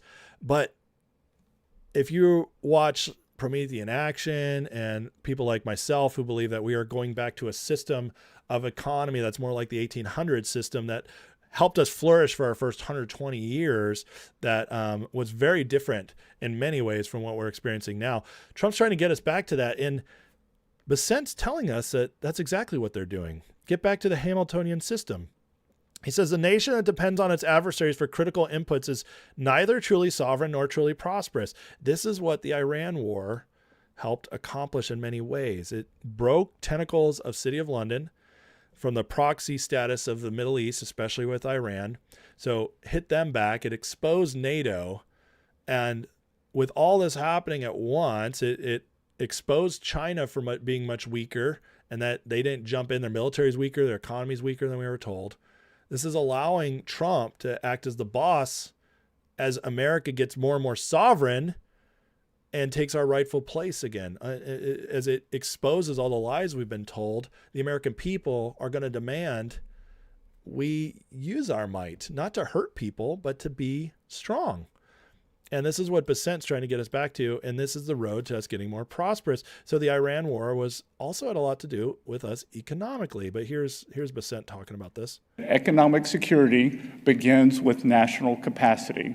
We have rediscovered at great cost what Alexander Hamilton taught us around the time of our founding, that every nation ought to endeavor to possess within itself all the essentials of national supply.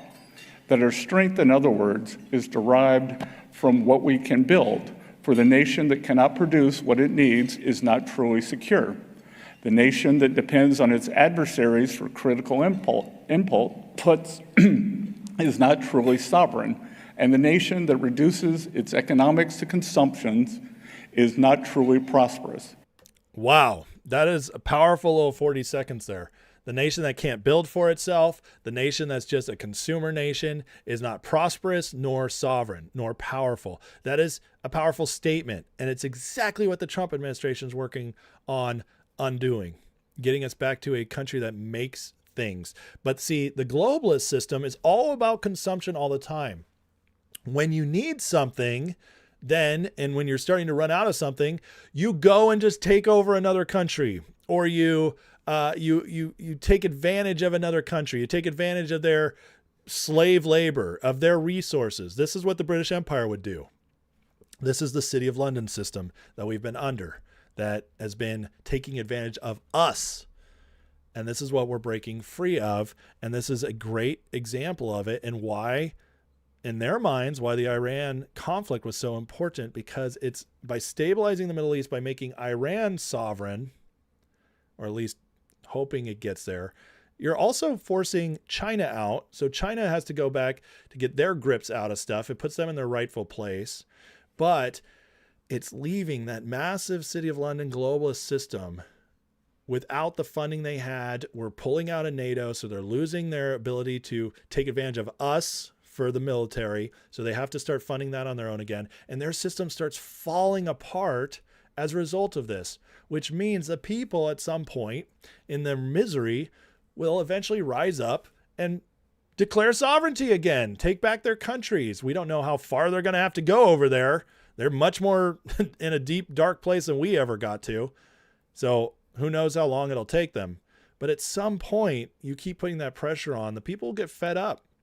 The people were lulled into sleep during these good times where they were able to take advantage of us, their leaders, their system was able to take advantage of us for all these years, take advantage of the Middle East for all these years, and stay relatively wealthy as a result. This also has to do with India. But again, Iran was the key to breaking a lot of this open. And Bessent just continues to tell us about what's recurring now as a result. Here's him talking about our dollar. Again, you can have a strong dollar when rates are being cut because the U.S. economy is accelerating. You can have a strong dollar because the interest rate differential is high. But mostly, I think we're going to have a strong dollar because our economy is pulling away from the rest of the world. Do you hear that? That's key right there. Our economy is pulling away from the rest of the world.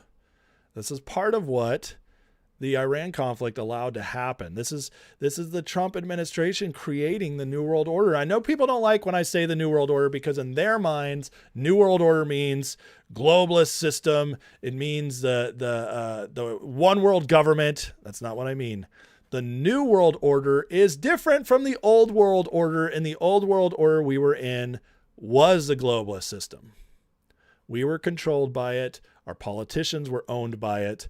They were knocking away our sovereignty little by little every year. And we are now becoming sovereign again. And this is how the New World Order looks like. And I mean that in a very positive way. Look at the way our economy has performed during the Iranian conflict. The rest of the world has gone negative to zero, plus or minus the point-something%, and the U.S. economy, that because we went into this on very strong energy footing, that on very strong CapEx cycle from both the AI. Very important right there, the energy. You see that the energy, that's something else that would not have happened without Iran. If we had not gone into Iran, the world wouldn't have started becoming as dependent on us for energy, as our oil, our natural gas. They woke up to that. It forced us to produce more.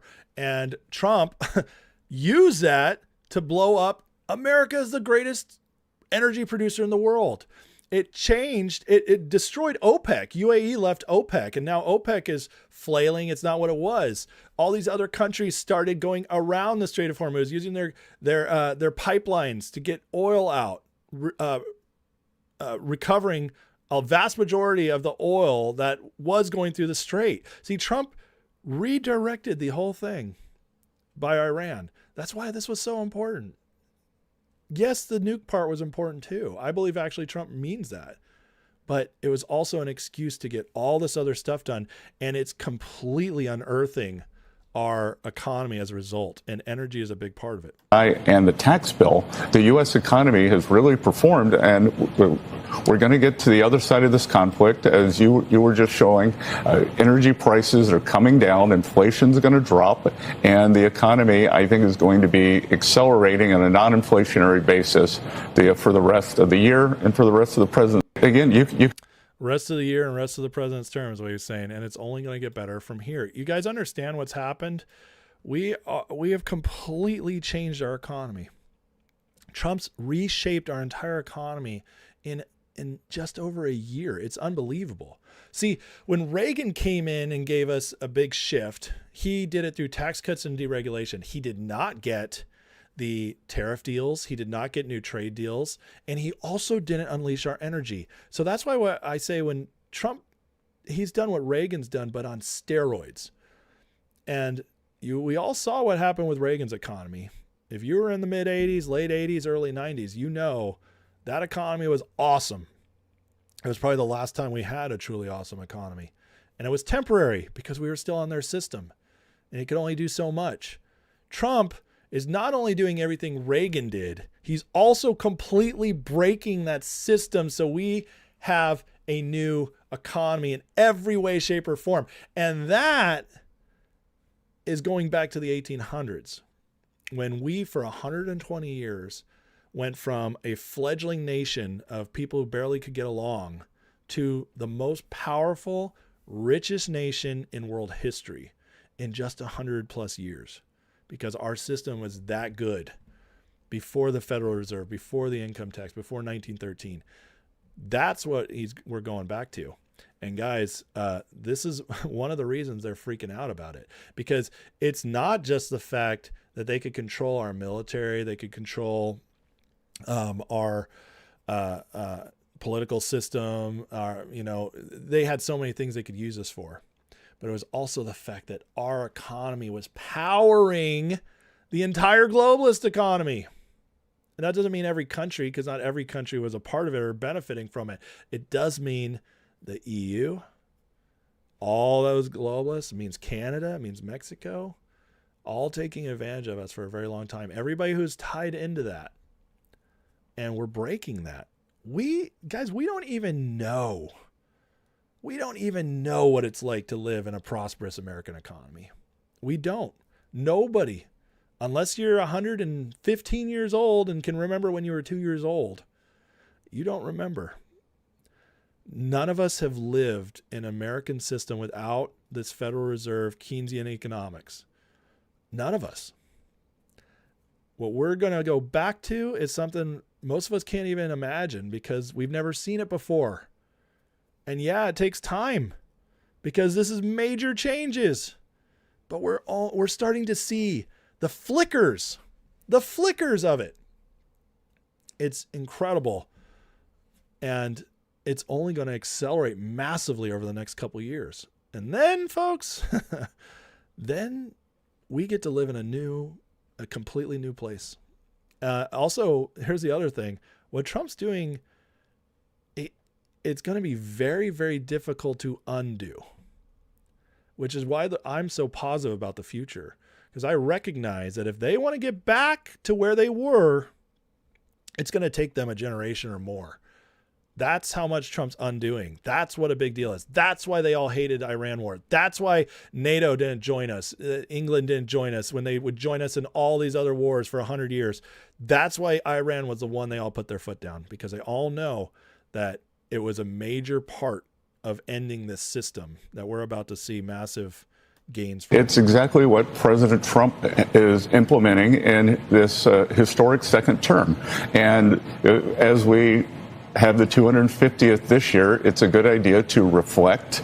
And President Trump has reawakened and made us all aware, and our allies and our enemies, that the U.S. has both military might, but we have economic might. And for a long time, our economic might was not only was it challenged, it was taken for granted. And it was abused. Hear what he just said? For so long, our economic might was taken for granted and abused. That's a big statement, and everybody paying attention knows what he means. And now we are saying that for our allies, come along with us. Here are the rules of the road. We want reciprocity and engaging and saying, like, it is a new system, but... You hear that? New system. They're not just saying this stuff on accident. They're not just saying like, oh yeah, we're working with them to just boost, to stimulate our economy. They're using very different words than we've ever heard before. New system, he just said. Old values, I think is perfectly appropriate. And President Trump has set the stage for this. When we look at what happened in Iran, that you think about it, we had maximum pressure, then we had epic fury, then we had economic fury, and then we had the blockade. And that's how we got the Iranians to the negotiating table. Everything is about economics. And that's what Trump and Bessent understand more than anybody ever has. We're not just a military nation. That's not our might. Our might is our economy. That's why Trump is always about these deals, economics, because that's the real leverage. We were never told this before. The globalists understood this. That's why City of London, maybe one of the most powerful, if not the most powerful system in the world, this whole deep state creation, or that created the deep state, I should say. That's why they were so powerful. They understood finances, economics. That's real power. And the Trump and Bessent team are the first ones in our history, at least our modern history, that understand that. And they are fighting back with the same thing. Guys, we are about to see something we've never seen before, this new system. Think about what Trump's accomplished in just 15 months. Our taxes right now, believe it or not, our income tax and all that is the lowest it's been of the modern era. If you go back, it's lower than it's been since income tax was instituted in 1913. You might be able to find a couple years here and there where they messed around with it, but I mean, these are permanent now. This is locked in. The deregulations. We've never seen a team deregulating as quickly as they are. The energy production has never been seen in our history, not even in the 1800s. We've never been the leader of the world in energy, and now we are. This all adds up to massive wealth, and it's only a matter of time till that trickles down to the people. And we're already seeing it in the companies. The companies know what's coming. They are investing. The manufacturing is jumping up. Where price of goods is starting to go down. Now with oil going down, food will go down. Other prices will go down. Because in a real economy, guess what? They've taught us all that deflation is bad. It's not. It's only bad in assets like gold or property, but it's not bad on regular goods and prices. You understand? And for the first 120 years of our country, deflation was the norm. Food kept going down. Goods kept going down. Energy kept going down. That's the norm. That's a healthy, innovative system. And that's what we're about to head back to. This whole lie that inflation is normal, that we need 2% inflation, that's Keynesian economics. That's government stimulation economics. That's what Trump's getting us away from. And one of the reasons he's not worried about our debt right now or spending too much is for a few reasons. A, he believes he can clean up most of it because a lot of it's fraud. B, he knows we have the assets to more than make up for our deficits. So we're actually still in a good place. And the third thing is he believes we can grow out of it. And if we don't, that system just crumbles. We don't care about that system anyways, because we will be a system of making stuff, of production. And I'm sorry, but you can't undo that. If you have everything built here, if you have all the assets here, yeah, there might be a couple tough years where people are struggling to get back on track. But when you can build stuff, you can always get out of it. But when you're a consumer economy and money dries up, yeah, then you're in big trouble. How did Germany get out of the Great Depression of the Weimar Republic with massive inflation, where they'd pay thousands of dollars for a loaf of bread after the Treaty of Versailles, when they were punished so harshly for World War I? How did they get out of it? Hitler came in and created a massive industrial base. That's exactly what he did. Not a fan of Hitler, obviously. But the point is that once they created that industrial base, they didn't need anybody anymore. They built their way out of it. And that's the system Trump wants to implement here, because then recessions, depressions, all that, they don't last very long. You climb right back out of them. They're very temporary. And because once you can build, you always can grow, and things will always get better. That's what we're getting back to. Also, sovereign, not depend on others. We're heading to a whole new world, guys. And again, I say this all the time because I get a lot of people who are either scared or just dooming because they don't want to believe. But I'm telling you, what Trump has started, it's going to be very, very difficult to undo. Even if we lose an election, he's being so fundamental in his changes. That's why they hate him so much. Because if they thought they could weather the storm for a few years, it wouldn't be as bad, because they're hurting their future as well. The fact that they're allowing themselves to come out now as communists, you see Democrats panicking over that. They're getting more and more radical, risking their own future because they're desperate that they have no other choice. And all that is good signs. Like Basent said, a new system is here, and that new system is going to be very, very exciting. We've never been here before. I'm very excited. All right, guys, if you don't mind, hit the like, that subscribe. We got Grifter Report next.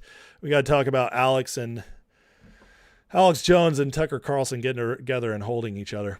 Jennifer Walsh with the $10 super chat. No question or comment, but thank you, Jennifer. I appreciate the support. Doc No with the $2 super chat. Thank you for the support, sir. He says, Trump turning us into the modern Medici. Medici. Interesting. I'm not quite sure I know what you mean by that, but I like it. Kevin Huffman with a $20 super chat. Thank you, sir. He says, red-hearted? I'm sorry, man. What did you mean by that? But anyways, thank you so much, brother, for your continual support, Kevin. I really appreciate you, man. Andrew Thompson with a $10 super chat says Bill O'Reilly is a no spin zone. Ace is a no grift zone. Well, thanks, man. I appreciate that. I hope to be. Ben Dykes with a $10 super chat says great show, fellow YouTuber and common sensor. Oh yeah, man, you're a YouTuber. That's awesome. I'm gonna have to check out your channel. I always want to help people who are, or support people who are doing good work, and that's awesome, man. Thanks for reaching out and hit me up. I appreciate that. I really do. All right. Anybody else? Any tags or anything here? I want to make sure I'm not missing anybody. Yes. Thank you to all the super chatters. You guys are so awesome. Thanks for supporting the channel. Again, you guys, the listeners, are the supporters of the channel. So I greatly appreciate you all. Let's see here. G Shell says that's why they hate Trump. He understands global economics. The Bidens and the left can't even do simple math. Well, and then when the ones that can didn't want to do it on our side, you know what I mean? They wanted to just keep selling out. So, Rashley Bay says, we won't forget became electing the people perpetuated New Yorkers jumping from burning buildings. New York City is a disgrace. Residents deserve everything coming. It's crazy, right? 25 years later, 25 years after 9/11, they elect communists. It is wild. And Islamist communists. Yeah, it's crazy. I agree. El Reno says, I think in the next decades we'll have a lot of European migration to the U.S. Maybe, if we have a lot of migration at all. We'll see. We'll see when that opens back up. But will they want to come here? I'm sure they will, especially after seeing all the videos from the World Cuppers. Let's see here.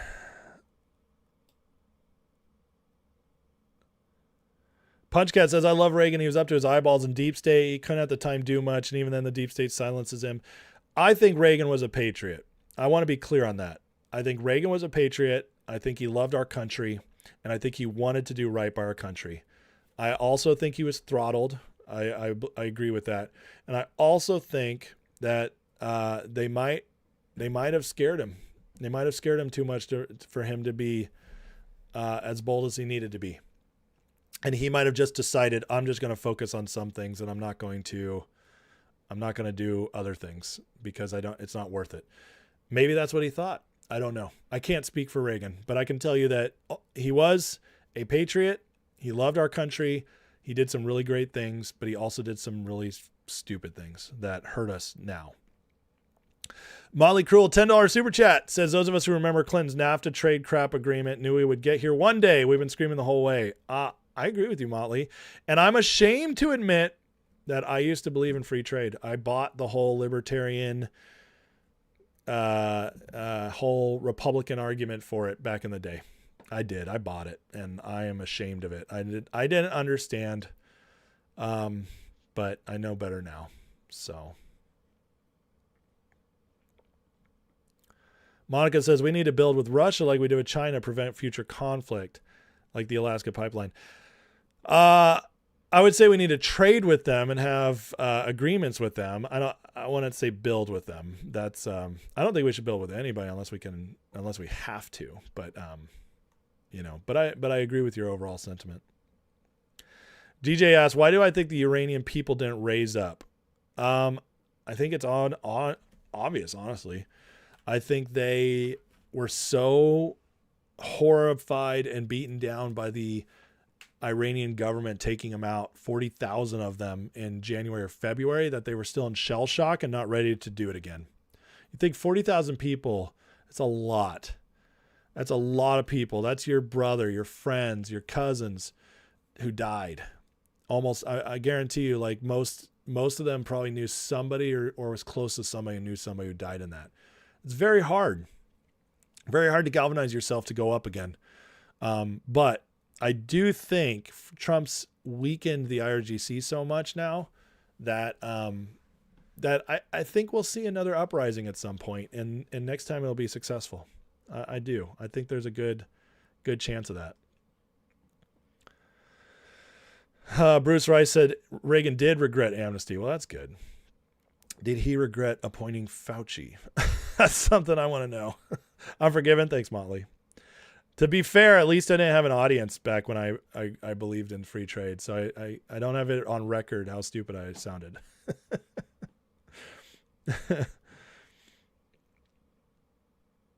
Dennis said he fell for it as well. I think a lot of us did. I really do.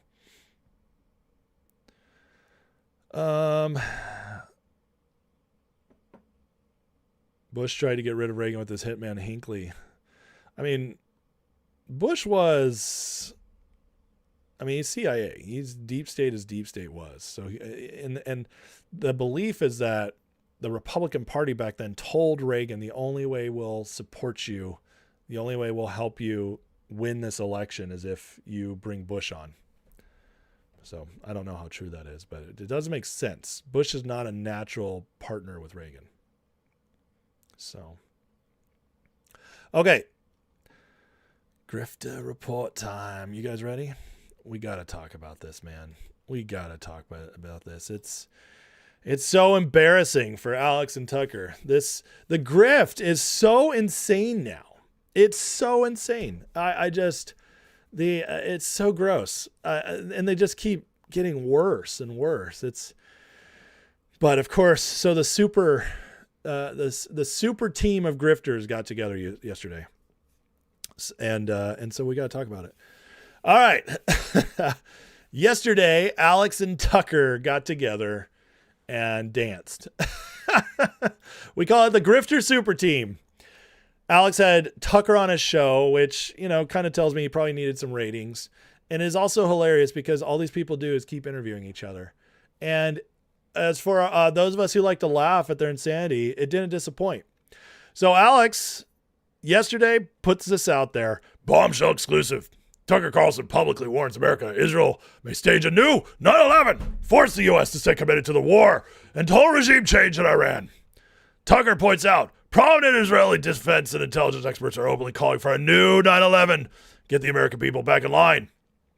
It's starting to hurt. There's no way. Potential false flag terror attacks include a nuclear 9/11. This is an emergency alert of the highest urgency. There's no way. This is so stupid. It's absolutely retarded. And they took it all from this one post. Listen to this. Now we have all these intelligence people and military over there saying, we need a new 9/11 to show America to get in line. Iran's about to do a new 9/11. Oh, yeah. We know who was heavily involved in 9/11. Clearly, the Likudniks, Israel, along with some of their own elements, bare minimum stand down. Oh, my God. This is so embarrassing. So you see, first of all, listen to what he says again. Listen to how he sets this up. Now we have all these intelligence people and we have all these intelligence people. He shows one post. All these intelligence people are saying this. And then the story. Israeli security and defense expert says America needs AlexJones.com. What a source, Alex. What a source. I could find, maybe I should just do this on my show. I get more viewers, maybe. Just pick out one thing here or there from X and be like, this crazy person in the deep web. Oh my God, they said it. And then I'll create my own website. I'll have AI write a story about it. And then I'll post on my website and I'll source myself. This is so pathetic, man. Who takes this guy serious? Who's paying attention to this guy anymore? This is crazy.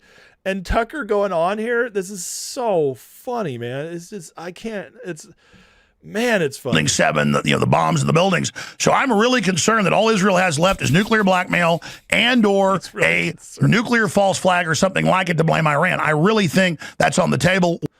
Tucker's really serious. I hear you, Alex. That's really serious. I can't even laugh right now. Man, that's just terrifying. I just can't believe it. Alex is like, Tucker, I'm telling you, this is the scariest thing I've ever seen in my life.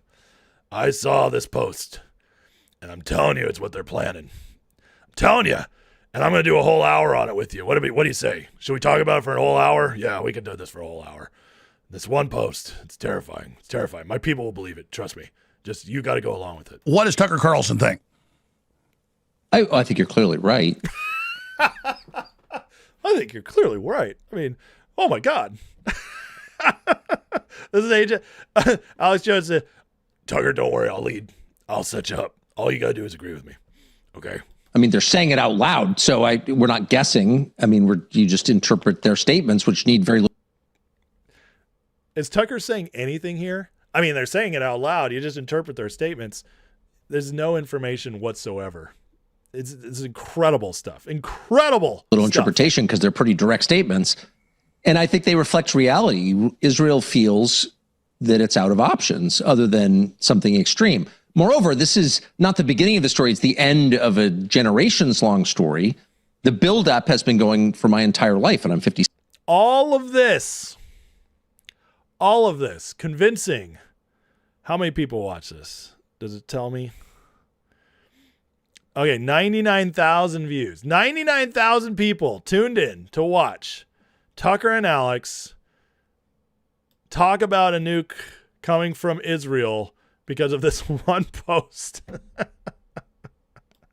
I mean, come on, people. Oh my God, they don't even try anymore. But here is Alex. He clips it 75 times so he can keep reposting it. Tucker Carlson issued a nuclear terrorist attack alert. You set him up, Alex. I think Israel's a threat. Israel's one trump card. It's nuclear weapons. Tucker Carlson just issued an emergency warning to the American people, the people of the world. Israel has been telegraphing, signaling that they're preparing to stage a massive false flag attack to be blamed on Iran to drag us back into their failed war for the Greater Israel Project. Is this the most ridiculous thing you've ever seen or what? It's just like, man, they really got together, and to their credit, they didn't disappoint. They put together some epically stupid, and I'm really, really proud of them for it. Tucker breaks down the fact West ruling elites have broken the social contract. Unless we fix it, a massive civilizational collapse is coming. Here's Tucker telling us how the elites, which he's one of them, broke the social contract. The people who are reaping the largest rewards can pretend that actually I'm not an elite.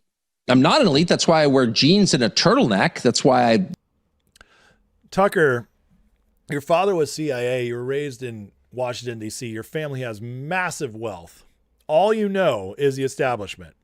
You hang out with all these people since you were young. This is absolutely a lie. You are 100% an elite. You've been gifted, despite the fact that you obviously don't have anything to talk about except making things up. You've been gifted roles time after time after time, just handed jobs at major media institutions. And yet he's not an elite. This is crazy. look like Steve Jobs, right? Because I may run everything, but I don't have to admit that. I'm just like you, except I'm a billionaire who's in charge of your brain. Okay. But they pretend that because if they admit that they're actually plutocrats or oligarchs or they're the rulers of the world, which I wish they would, then all of a sudden it becomes like, well, how can you be making $1 billion in a country with 1 million people living on the street at night using fentanyl? Like you that doesn't work. Like you have to do something about that. You have to make, maybe you don't fix it, but you have to make a good faith effort to try because you have an obligation to the people who made you rich. And we're talking about, they've really, we're talking about the social contract. Created a system that's all upside for them. Yeah, the social contract. He's not wrong. He's not wrong about the system. He's absolutely right. And this is how they pull you in, guys. They tell a little bit of truth so that you trust them because you're like, well, that's absolutely right. They must be right about other stuff. See, this is the crazy thing. And it's just, it's becoming less fun to cover this stuff. It was really fun when we were first seeing it.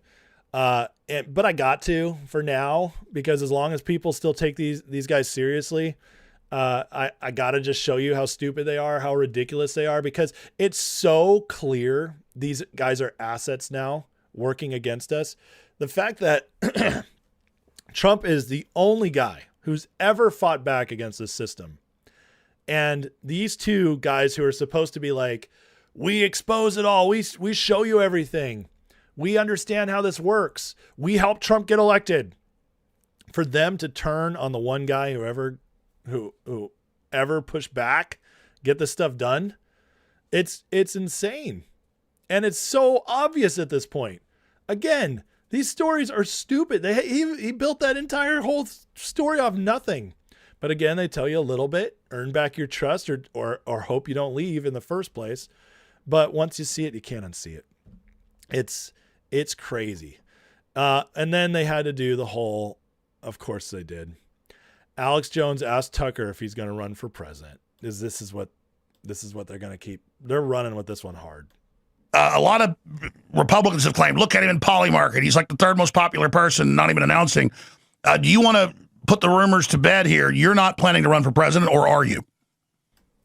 Of course I'm not planning to run for president. I mean, of course. I've never said or done anything that would suggest I have an interest in political office, because I don't. I never have had an interest in political office, ever. It's just not kind of what I do for a living. It's not what I'm interested in. I really don't like politicians.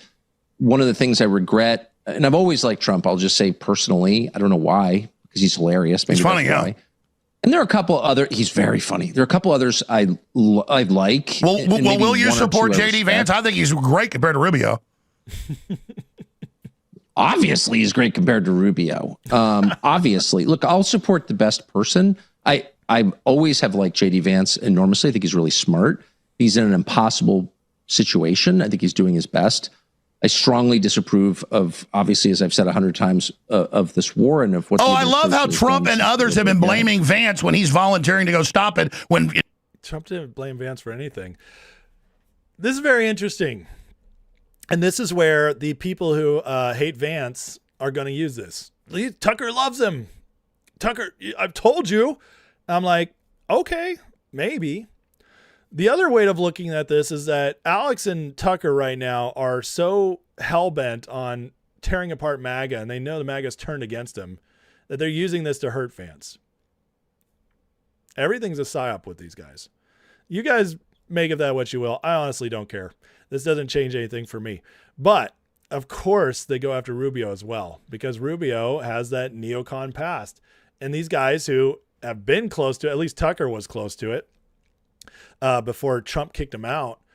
He knows Rubio's all in on MAGA now. So it's an absolute lie about Rubio. But again, they're playing a game here. Because if Vance goes into the primaries at this point, Tucker's approval with MAGA is like 8%. If Vance goes into the primaries with Tucker's endorsement right now, that's going to hurt Vance. If Rubio goes in and these two hate him, it's going to help Rubio. That's just a fact at this point, because these guys have completely lost the MAGA base. They've completely turned against it. Kash Patel's going to be fired. Tulsi Gabbard is the only good person there, and they're letting her go. Everything. Joe Kent, true hero. Everything they support right now is anti-Trump, anti-MAGA. And MAGA sees it. That's why their viewership's down. That's why their approval numbers are down. As for Tucker running for president, they're pushing this so hard. And Tucker, of course, is going to say he's not running for president right now. They're leaving that to see what's going to happen with Massey, Kent. But will Tucker throw his hat in the ring late next year? Maybe. He knows he can't win. The whole point of him getting in would be to disrupt the primaries, maybe get 2 to 5% in the general and end the MAGA candidate. But at this point, it's pretty clear. I mean, Tucker yesterday or 2 days ago announced he's leaving the Republican Party. He just said that absolutely, like, I'm done. These people are terrible. And then now he's saying, like, there's a couple of good people I support. That they're trying to get back in. They're trying to find that lane of where they can hit a stride and get viewers back and get people who they can influence back again. Will it work? I don't know. But this whole thing is just ridiculous and hilarious at the same time. But all they do is lie. All they do is lie. As X22 writes, Tucker Carlson's leaving the Republican Party. Marjorie Taylor Greene jumped on board. Candace Owens is against Trump. All coordinated, all at the same time. Just as I've been telling you guys since March. There's one gigantic coordinated operation to get MAGA followers to abandon Trump, and it's failing big time, like the plot to bomb the UFC event failed. Just like every single thing they tried has failed. Influencers don't have the narrative. It's fake and nobody's going to listen to the operation. By the way, Tucker and all these guys have endorsed several candidates, and every single one of them has lost. Every single one, whether it was Massey or Mark Lynch, every single one. Their nomination or endorsement right now is toxic. They know it. So do with that what you will. But again, it's getting clearer and clearer. And as Tom Luongo writes, Zero Hedge just called out Alexander Dugin. And Tom Luongo says, did the checks from City of London bounce at Zero Hedge? This is actually a good counter signaling those losers from Panic and Pakistan who are leaving the GOP and crashing out over Trump winning. But the short answer to what Dugin is, who we believe is behind a lot of this, he's a Satanist. So now a little transitive argument can commence. And Zero Hedge put out this article just letting us know who Dugin is. This guy that Tucker loves and Candace loves, Glenn Greenwald loves, connected to several influencers, been supporting Alex Jones. And his price is the end of the United States and Western civilization.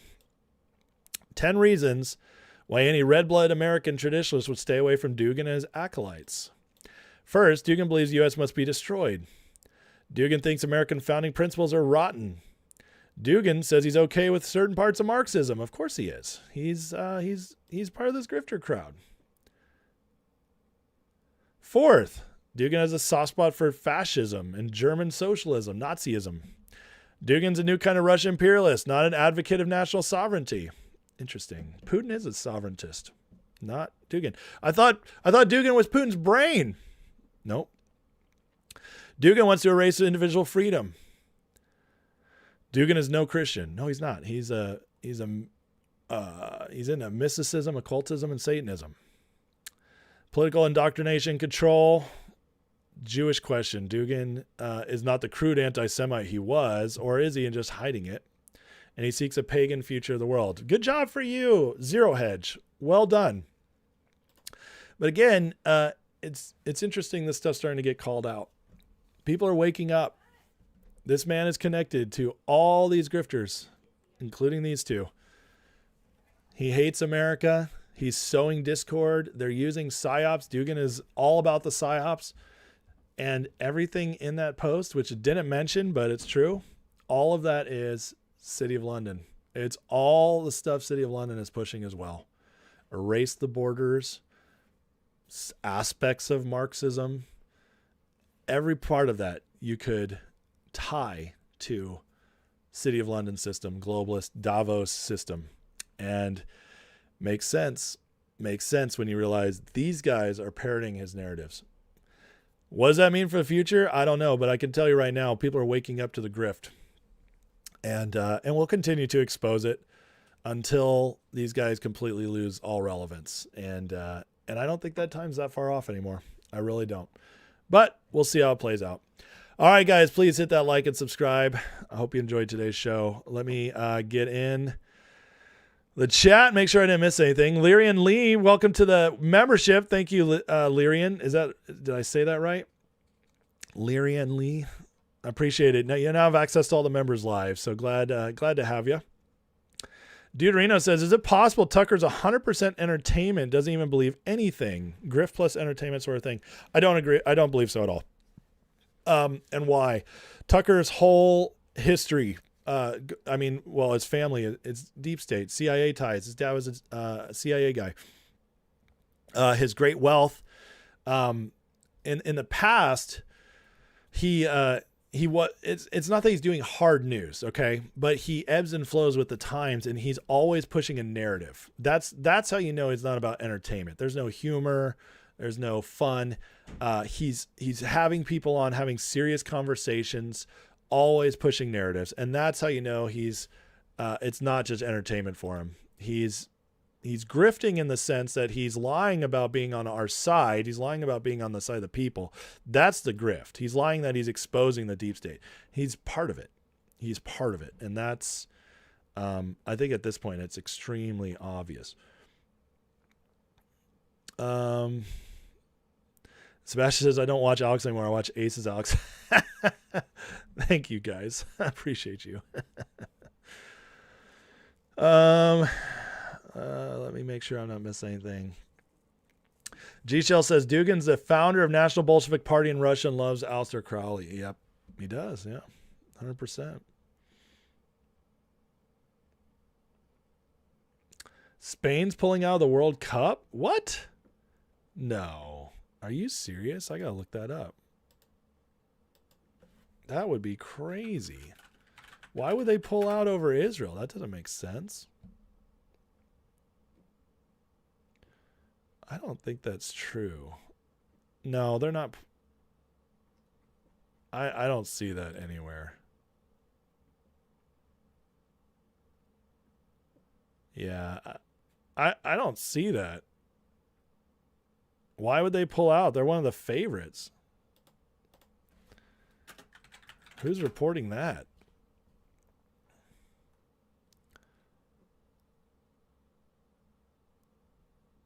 Yeah, I don't think that's happening, guys.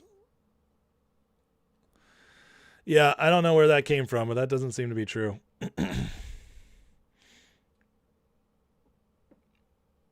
What happened to InfoWars? I don't know the full story. I mean, they obviously, on the legal public side of it, they got sued. They lost all their money. So, Fusion asks, what do I think 27 will be like if Trump wins the midterms? Is it dark or positive? Deep State won't go down without a fight. You're right. They won't. They have a vote, right? They're an enemy. They have a vote.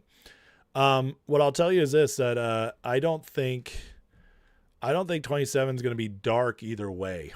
I think if they win the midterms, we're going to have to sit through all the nonsense of the impeachments, and we're going to have to sit through them slowing up stuff, and it's going to be a little more volatile. But it's not like they can accomplish anything. The House can't. Anything the House passes, the Senate will block or Trump will veto. So it's not like the Democrats are going to accomplish anything if they win the House. They're just going to slow down the Trump administration legislatively. Trump will still be in charge of the Justice Department, so all arrests and stuff can still happen. He'll still be in charge of foreign policy. He'll still be able to issue executive orders. So it really doesn't change things that much. It just means he won't get any laws passed, which sucks if we want like Save America Act passed and stuff like that. If he wins the midterms, it's going to be awesome because the Democrats are going to be complete shambles. They think they have this guaranteed. If they lose, they're going to be crashed out hard, maybe even harder than 24. Because in 24, they were worried. Right now, they think they got it. And the new Congress, if we win the House, will be more MAGA, both the Senate and the House, and which means he'll get more done. So I think 27 is going to be good either way. I'm not worried about it. It's just like what level of good. That's to me that's the only question. Let's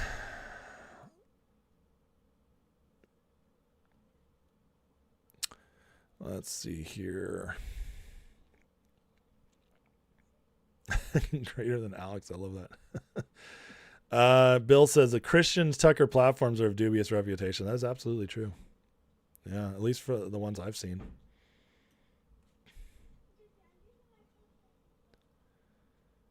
I got to tell you guys, the idea of Spain pulling out of the World Cup is insane. That you understand what a big deal this is to those countries? That's like if there was a worldwide Super Bowl and we were playing all the countries and we were one of the top 3 teams and we threatened to pull out, it just would not happen.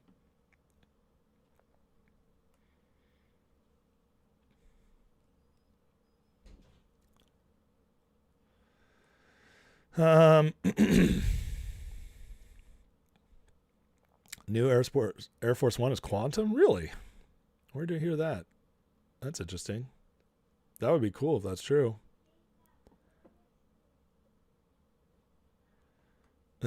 Trump's out there too much. It scares you. Let's see if anything interesting is going on before we go.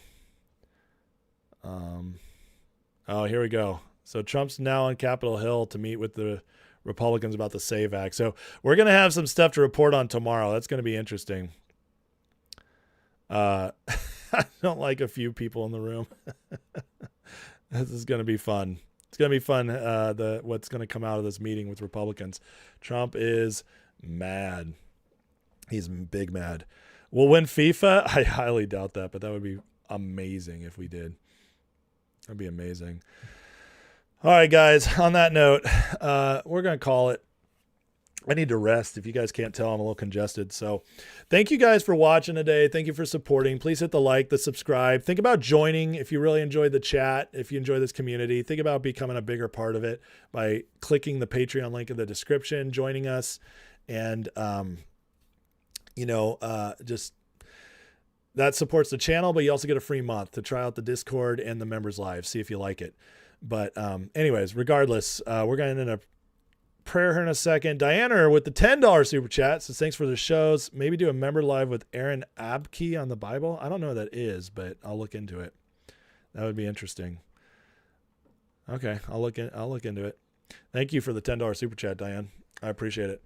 Listen, you guys are the best. I'll be back again same time tomorrow, 12 o'clock, same time Friday as well. And I am also I'm recording again with Rich on Friday morning, so that'll be fun. Get some more videos out there. So go support his channel as well, Promethean Action and Static in the Attic, all these great people. All right, Heavenly Father, thank you for today. Bless everybody here, Lord. Thank you for watching. Thank you for their support. And I just pray, God, that they all go about their days blessed as well. And Father, we pray for our president, God, that you would protect him, give him wisdom and courage in every situation to just overcome every impossible problem, Lord, and be with his team. In Jesus' name we pray. We pray for our country, Father. We thank you for what you're doing with our country. And I just pray you accelerate it and you finish everything you've started, Father, and it just ends up better than we could hope or dream. That, God, we finally see that kind of, it's so easy to be disappointed or fearful of disappointment because it's often reality. But Lord, just, I'm believing this time you're going to shock us all by things getting better continually and not the opposite. So I pray for that, Lord. I pray for a better country that we can leave to our kids, grandkids, and great-grandkids. And God, that we can walk with you to do whatever we need to do, each one of us, to make sure that happens. In Jesus' name we pray. Amen.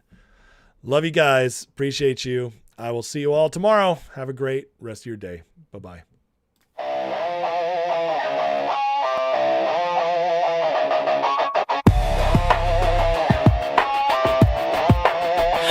Headlines screaming like a siren at night. Red and blue shouting, nobody's right. Smoke in the streets, truth under attack.